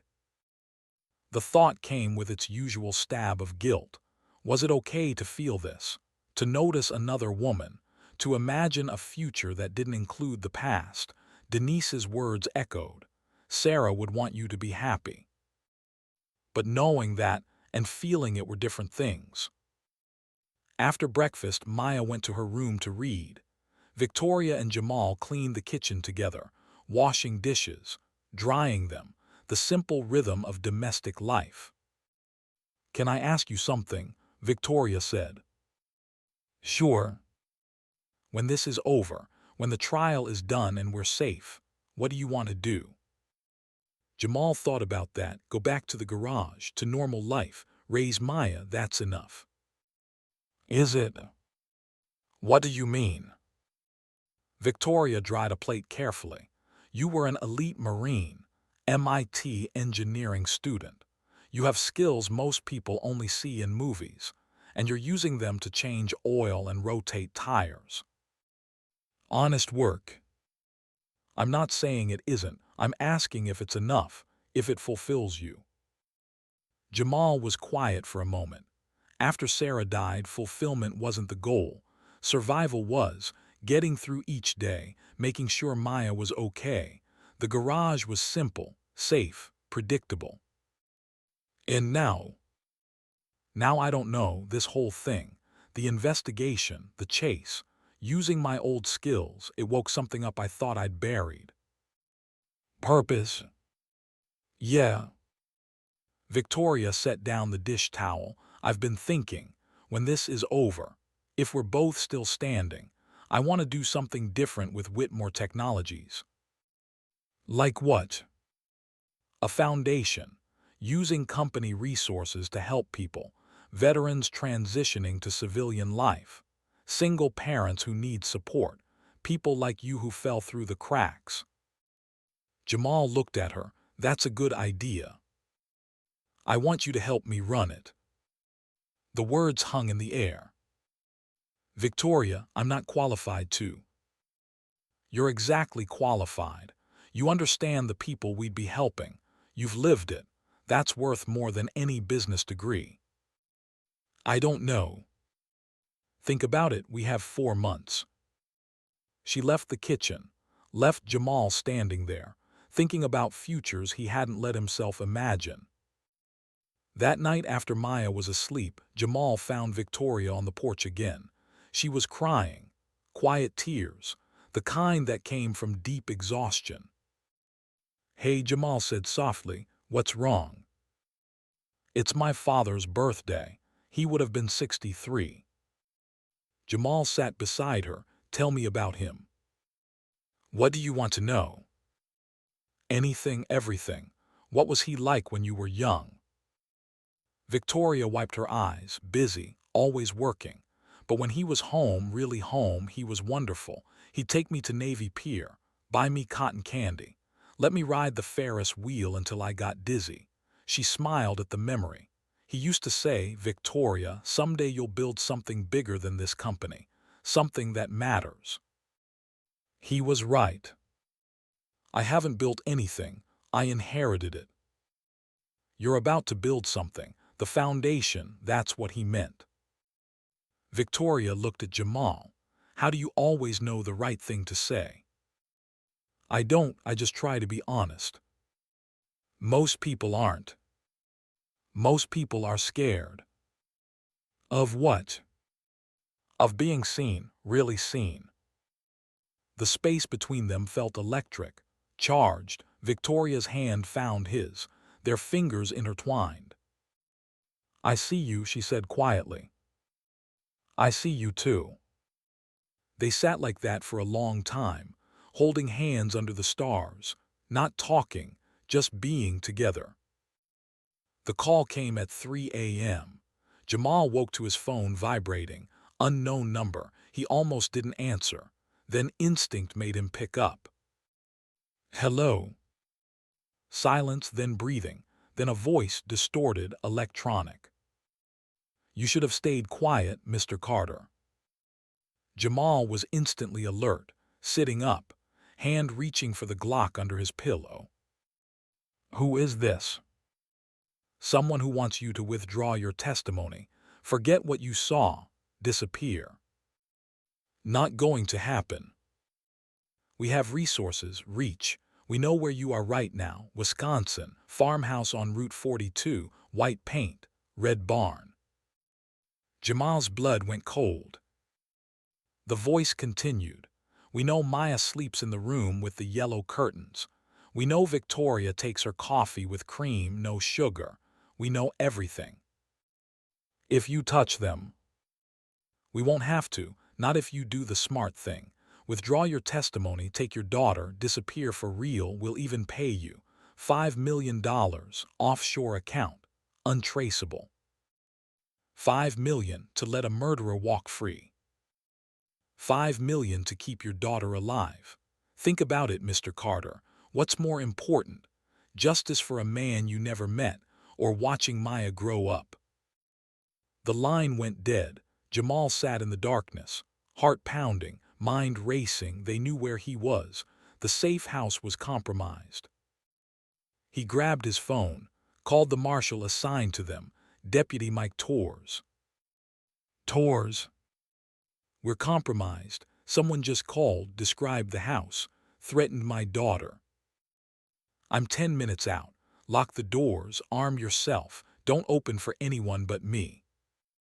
Jamal hung up, moved fast, checked all the windows, all the doors, armed the security system the marshals had installed. Then he woke Victoria. "Get dressed, grab your go bag, we might need to move." She didn't ask questions, just moved, fast, efficient. Jamal went to Maya's room. She was still asleep. He hated to wake her, hated to scare her again, but safety came first. "Maya, baby, wake up." She opened her eyes, saw his face, knew something was wrong. "Daddy, we need to go downstairs. Stay quiet. Can you do that?" She nodded. He carried her down. Victoria was already in the living room, dressed, bag packed, Glock in hand. Jamal raised an eyebrow. "You taught me," she said, "at the range last week, remember?" He had part of the protection protocol, making sure everyone could defend themselves if needed. They waited. 5 minutes, 10. Headlights appeared on the road, coming fast. Jamal moved to the window, peered through the curtain. Black SUV, government plates, Torres. The marshal burst through the door. "We're moving you. Now pack nothing, we go in 60 seconds. "Where?" Jamal asked. "Different safe house. Minnesota, the detail here has been reassigned. New team, protocol when location is compromised." They moved out the back door, into Tor's SUV, Maya crying quietly, Victoria holding her, Jamal scanning the darkness for threats. They drove through the night. No one spoke. As dawn broke, they crossed into Minnesota. The new safe house was a cabin, even more remote, on the edge of a lake, no neighbors for miles. Torres secured the perimeter while Jamal got Maya settled. Then Torres pulled Jamal aside. "We have a problem." "Just one." "The phone call you received. It came from inside the FBI." Jamal's stomach dropped. "How?" "We traced it. Chicago field office. Someone with access to witness protection files. We have a leak." "Who?" "Agent Chen is investigating. But until we know, we can't trust anyone except the team assigned directly to you." "How many is that?" "3 marshals, me, Rodriguez, and Kim, that's it. Against a U.S. senator with unlimited resources." "Yeah." Jamal looked at the cabin, at Victoria and Maya inside. "We need a different plan." "Like what?" "We go on offense." Agent Sarah Chen sat across from Jamal in the cabin's kitchen. She looked exhausted, dark circles under her eyes, coffee cup shaking slightly in her hand. "There's a mole in my office," she said. "Someone feeding Morrison information. I've narrowed it down to 3 people, but I can't prove which one yet." "How long until you can?" Jamal asked. "Weeks, maybe months. Morrison's good. His people are good. They know how to cover tracks." "We don't have weeks." "I know." Victoria spoke up. "What if we flush them out?" Chen looked at her. "How?" "Feed false information. Through each suspect separately. See which information Morrison acts on." "That's risky." "Everything is risky at this point." Chen thought about it. "What kind of false information?" Jamal leaned forward.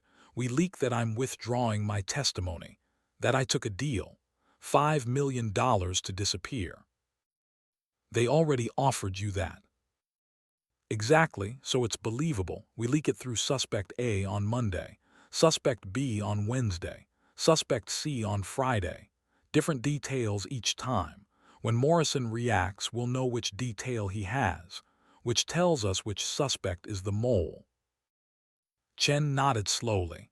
"It could work, but it means you'll be exposed. Morrison will know you didn't really take the deal."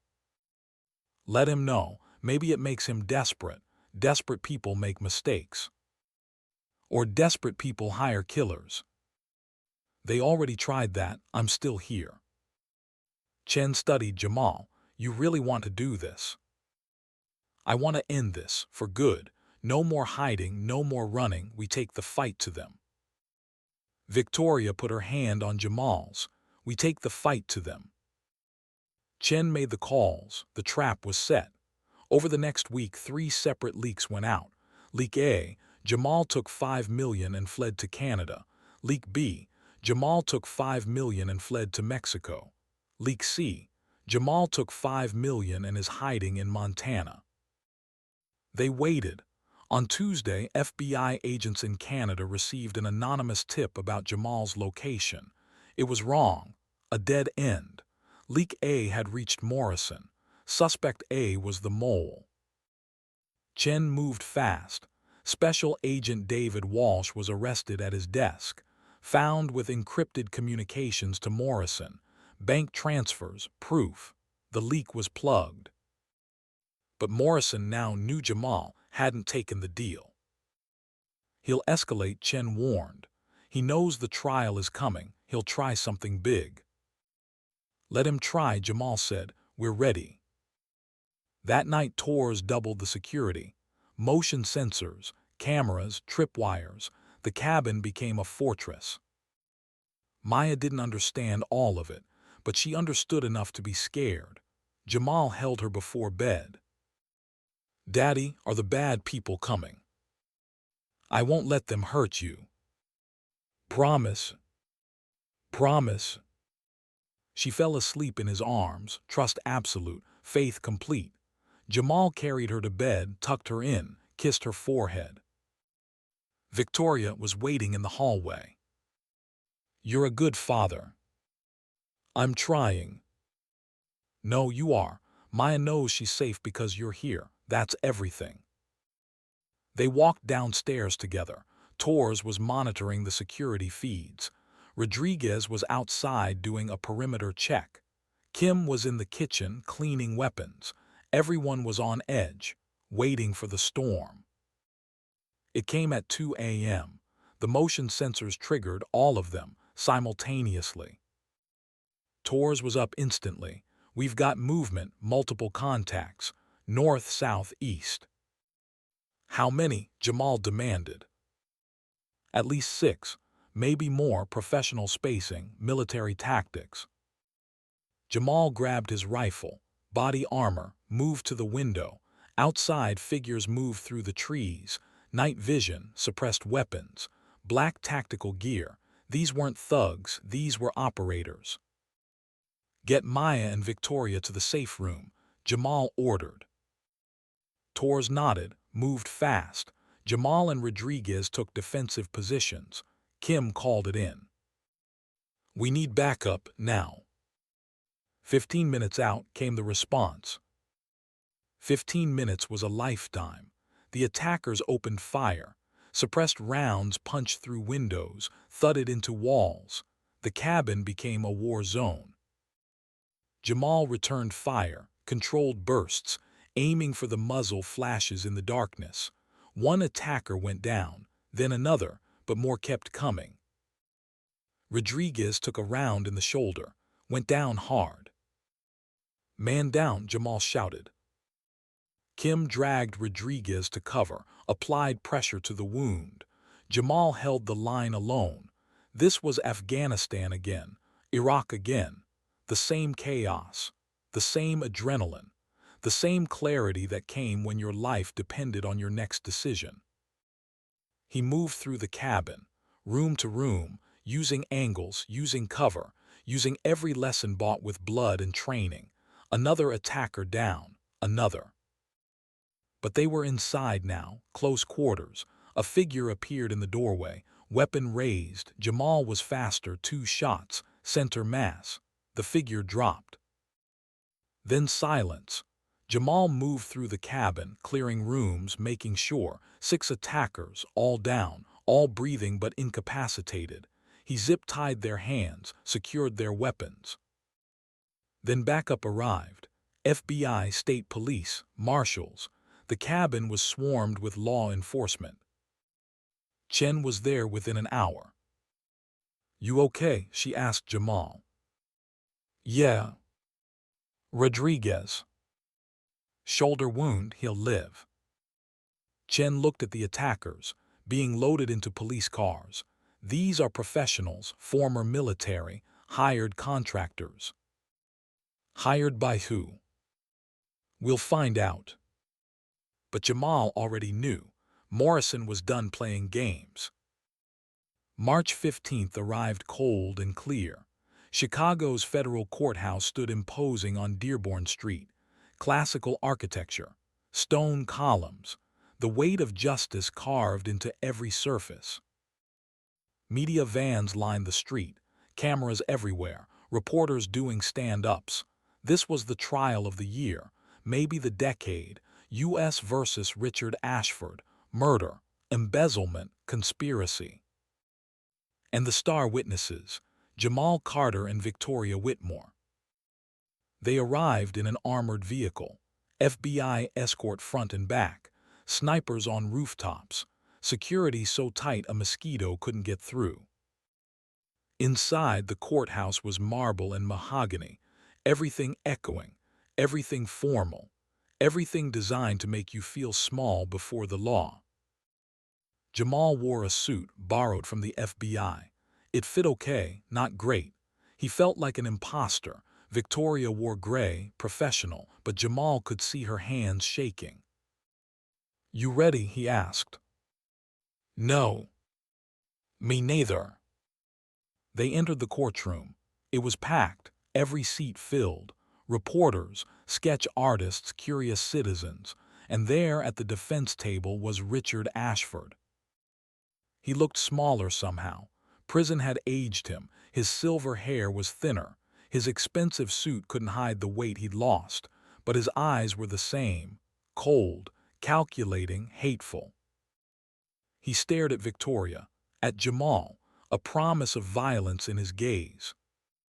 The judge entered, Honorable Margaret Flores, 60 years old, no nonsense, reputation for running tight courtrooms.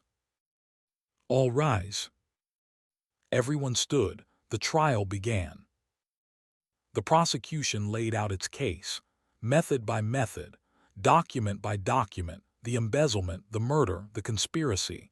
They played Harrison's video. The courtroom watched in absolute silence as Harrison Whitmore explained the theft, showed the evidence, named his killer. Then they played the security footage. Richard entering Harrison's office, the argument, the gun, the shot, the staging of the suicide. People in the gallery gasped. Reporters scribbled notes frantically. Richard sat stone-faced. His lawyer whispered urgently in his ear. Then it was time for witnesses. Victoria went first. She walked to the stand with her head high, took the oath, sat down. The prosecutor was gentle with her, led her through the story, finding the USB drive, the encrypted files, the evidence of fraud, then cross-examination. Richard's lawyer was a shark, expensive suit, slicked hair, voice like honey over razor blades. "Ms. Whitmore, isn't it true that you and your father had a difficult relationship?" Objection, relevance. "I'm establishing bias, Your Honor." Overruled. Answer the question, Ms. Whitmore. "We had our issues, yes." Issues, such as him leaving your mother when you were 12. "My mother left him." "But you blamed your father, didn't you?" "For working too much, for not being there, yes." "So when he died, you felt guilty, and that guilt made you look for someone else to blame, someone like my client." "That's not true." "Isn't it? You were so desperate to make his death mean something that you manufactured a conspiracy where none existed." "I didn't manufacture anything. The evidence is real." Evidence you conveniently found months after the police closed the investigation. "Because I kept looking when no one else would." "Or because you planted it." Objection. The prosecutor was on his feet. Counsel is making baseless accusations. Sustained. Counselor, do you have actual questions or just theories? The defense lawyer smiled. No further questions. Victoria stepped down. Her face was flushed. Angry, Jamal caught her eye, gave her a small nod. She'd done well. Then the prosecutor called Jamal. He walked to the stand. The oath felt heavy, sacred. "Do you swear to tell the truth, the whole truth and nothing but the truth?" "I do." The prosecutor asked about the rescue, about finding the USB drive, about the evidence, then about his background. "Mr. Carter, you served in the Marine Corps. Is that correct?" "Yes." "What was your specialty?" "Force recon, explosive ordnance disposal." In layman's terms, I found and disabled bombs, protected convoys, conducted reconnaissance in hostile territory. Murmurs in the courtroom. How many deployments? 3, Afghanistan twice, Iraq once. And you received decorations for your service. Purple Heart, Bronze Star with Valor device. Objection, the defense lawyer called. What does ancient military history have to do with this case? I'm establishing the witness's qualifications, Your Honor. His ability to assess dangerous situations and analyze evidence. Overruled. Continue. The prosecutor walked Jamal through the investigation, the forensic observations, the encrypted files, the conspiracy, then cross-examination. The defense lawyer stood, smiled, a predator sizing up prey. Mr. Carter, you're quite the hero, aren't you? I don't consider myself a hero. No decorated Marine saves a billionaire from a burning car, exposes a massive conspiracy. That sounds heroic to me. I did my duty, nothing more. Your duty, I see. And what was your duty that night on Michigan Avenue? To help someone in danger. Or to position yourself for a lucrative reward. Jamal's jaw tightened. I didn't ask for money. But Ms. Whitmore offered it, $50,000.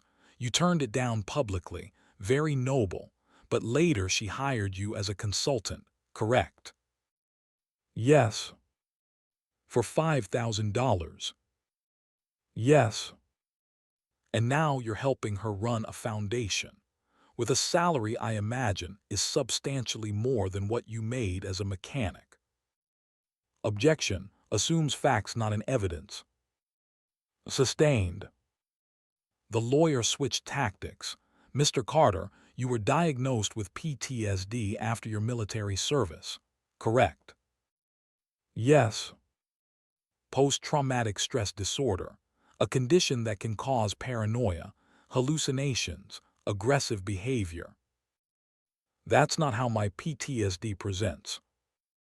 But you do have it, a condition that affects your perception of reality. My perception of reality is fine.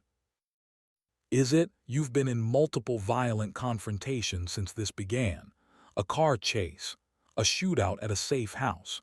You seem to attract violence, Mr. Carter. Violence found me, I didn't seek it out. Or perhaps you're a man with a hammer who sees every problem as a nail. A warrior without a war who manufactured conflict to feel relevant again. Jamal's hands gripped the arms of the witness chair. That's not true.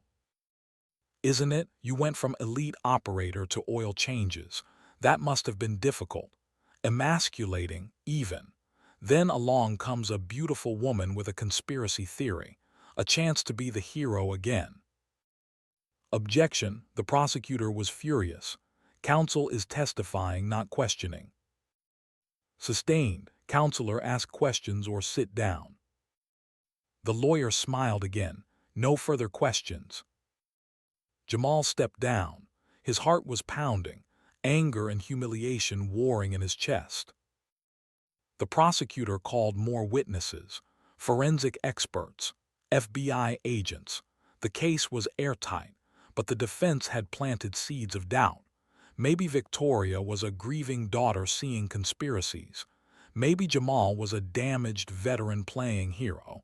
Maybe the evidence was less certain than it seemed. The jury would decide. After 3 days of testimony, both sides rested. The jury deliberated for 6 hours. When they returned, the courtroom was silent. Has the jury reached a verdict?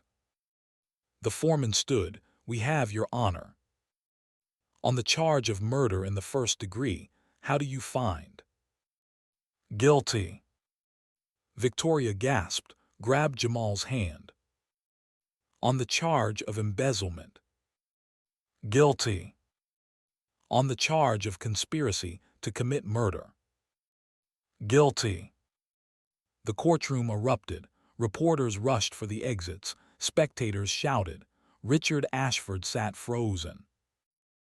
Judge Flores banged her gavel. Order, I will have order. She turned to Richard. Mr. Ashford, you have been found guilty on all counts. Sentencing will be scheduled for April 10th. Until then, you will remain in custody. Bailiff, remove the defendant. As the bailiff led Richard away, he turned to look at Victoria one last time. His lips moved.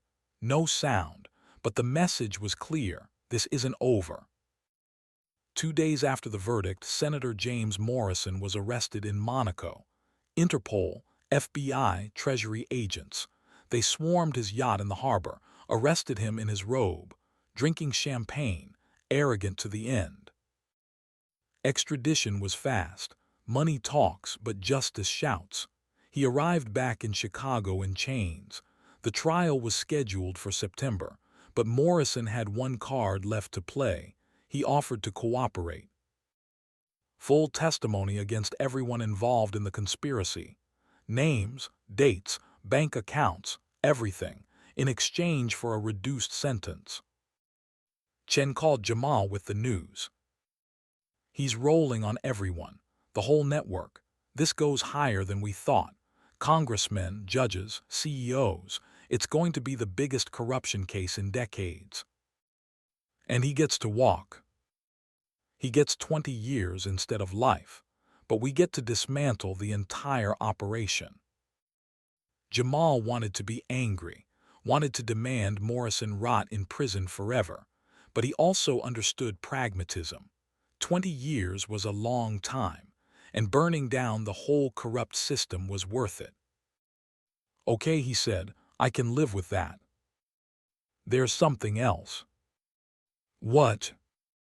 Morrison mentioned your wife, Sarah.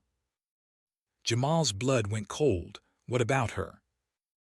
He said the hit and run wasn't random, that she was targeted. Why? He didn't say, but he implied he knows who ordered it. He wants immunity on that too before he'll talk. No. Jamal. No, he doesn't get to use my wife's murder as a bargaining chip. Find another way. Chen was quiet for a moment. I'll try, but you need to prepare yourself. The truth might be worse than not knowing. I need to know. Then I'll push for answers. She hung up. Jamal sat in the cabin, mind spinning. Sarah's death wasn't random. Someone had ordered it, but who and why? Victoria found him on the porch. It had become their spot, their place to think. Chen told me, she said, about Sarah. I don't understand. She was a kindergarten teacher. She had no connection to any of this. Maybe it wasn't about her. Maybe it was about you. Me, I was nobody, a mechanic, a father. Why would anyone target me? Victoria sat beside him. What if it wasn't about who you were then? What if it was about who you could become, what you could do? That makes no sense. Doesn't it? Think about it. Your former force recon, trained in tactics, investigation, protection.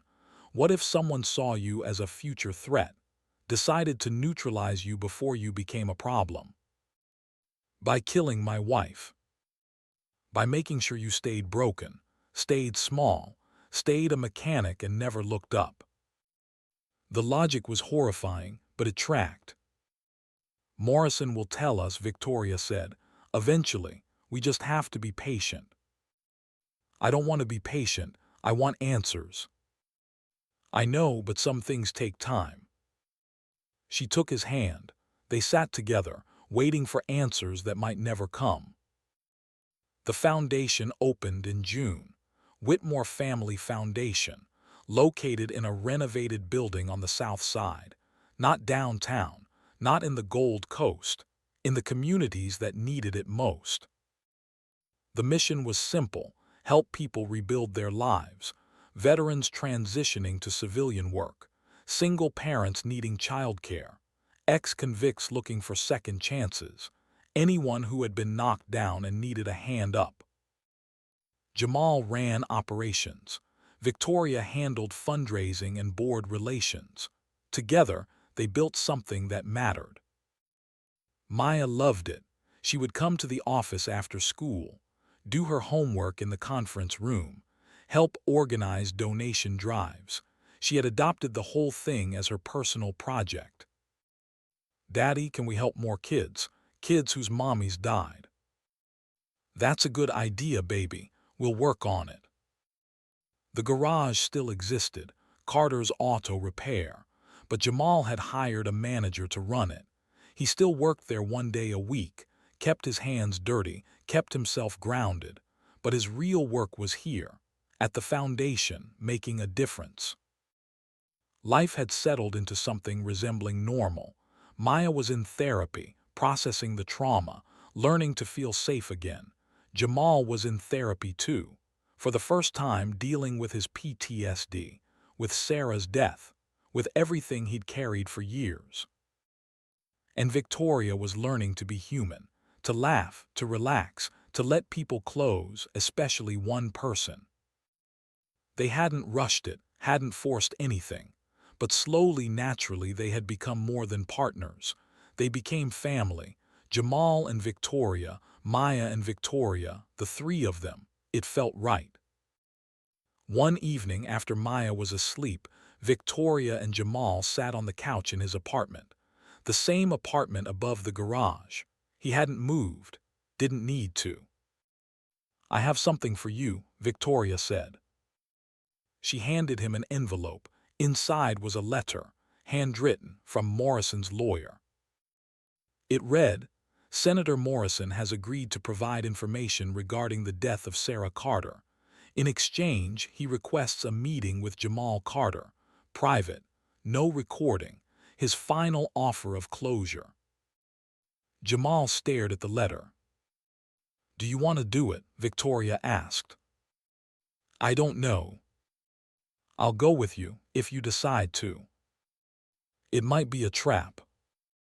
It might be, but it might also be answers." Jamal thought about Sarah, about the questions that had haunted him for 2 years. "Okay," he said, "let's do it." The meeting was arranged at the Cook County Jail. Maximum security wing, private room, guards outside. Morrison sat behind plexiglass. Orange jumpsuit, no longer the powerful senator, just a tired old man facing decades in prison. Jamal and Victoria sat across from him. For a long moment no one spoke. Then Morrison smiled, thin, bitter. "The mechanic who brought down an empire." "You brought yourself down," Jamal said. "I just helped." "Poetic justice, I suppose." Morrison leaned back. "You want to know about your wife?" "Yes." "She was collateral damage. Wrong place, wrong time, but not random." "Explain." Morrison sighed. "Harrison Whitmore discovered my involvement in the embezzlement scheme 2 months before he died. He started asking questions, digging. I needed leverage, something to keep him quiet." Jamal's chest tightened. Harrison had hired a private investigator, former Marine, very thorough, very dangerous. That investigator was getting close to exposing everything. "What does this have to do with Sarah?" The investigator was dating a woman, kindergarten teacher, sweet girl. We thought if we removed her, sent a message, the investigator would back off. The room spun. "You killed Sarah to intimidate someone else." "The orders were given, but there was a mistake, miscommunication. They hit the wrong woman." Jamal couldn't breathe. Sarah Carter wasn't the target. Sarah Miller was, the investigator's girlfriend, same first name, similar car, wrong woman died. The words didn't make sense. Sarah had died because of a mistake, a clerical error. She was murdered by accident. The investigator backed off anyway. Morrison continued. Message sent. Then 2 months later we killed Harrison and made it look like suicide. Problem solved. He paused, until you showed up. Jamal stood, his hands were fists. "You killed my wife by mistake, orphaned my daughter, destroyed my life, because of a mistake." "Yes." "And you want what? Forgiveness, understanding." "No, I want you to know the truth. That's what you came for. Now you have it." Jamal wanted to reach through the glass, to hurt this man, to make him feel a fraction of the pain he'd caused, but Victoria's hand on his arm stopped him. "He's not worth it," she said quietly. She was right. Jamal looked at Morrison one last time. "You're going to die in prison. Alone, forgotten, that's justice enough." They left. Outside in the fresh air, Jamal finally broke down. Victoria held him while he cried, for Sarah, for the senselessness, for the waste. "I'm sorry," she whispered. "I'm so sorry." When the tears stopped, Jamal felt something shift. The weight he'd carried, the guilt, the questions, they didn't disappear, but they became lighter, bearable. "Thank you," he said to Victoria, "for being here. Always." They drove back to the foundation, to their work, to their life. The past couldn't be changed, but the future could be built together. 1 year after the trial, the foundation held its first annual gala.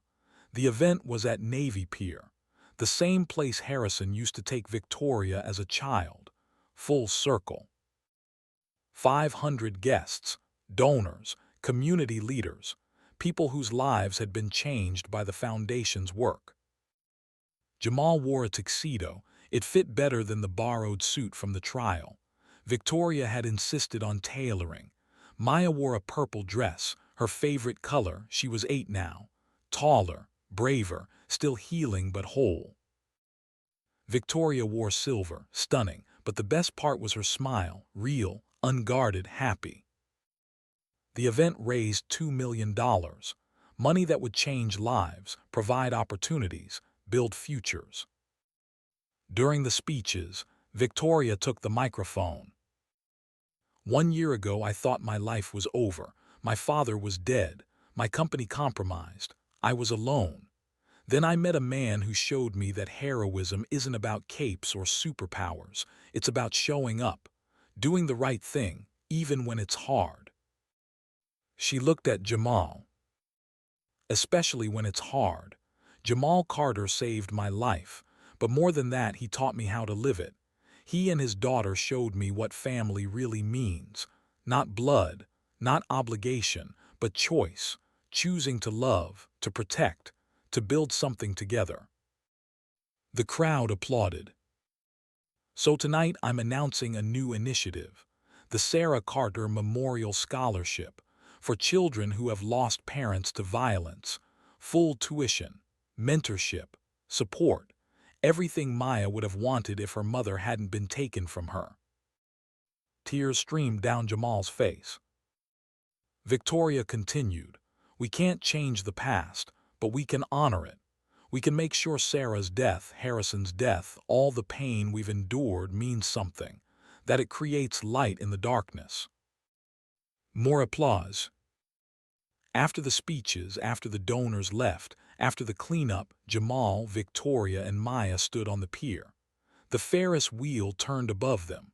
Lights reflected on the water. Maya was between them, holding both their hands. "Can we ride it?" she asked. "Of course," Victoria said. They climbed into a gondola, rose into the night sky. Chicago spread below them, beautiful, complex, home. "Daddy," Maya said. "Yeah, baby. Is it okay if I love Miss Victoria, like family?" Jamal's throat tightened, "More than okay." Maya looked at Victoria. "Can I call you Mom, not instead of my real mom, but in addition?" Victoria's eyes filled with tears. "I would be honored." "Good, because I already told my friends at school you're my mom, so it's kind of official." They laughed, cried, held each other. The gondola reached the top, the highest point, the city glittering below. Jamal looked at Victoria, at Maya, at this family they had built from tragedy and trauma and choice. "We made it," he said. "We did," Victoria agreed. "What happens now?" Victoria smiled. "We live, we love, we build. We help others do the same." Sounds like a plan. The Ferris wheel turned, carrying them down, back to earth, back to the work that waited.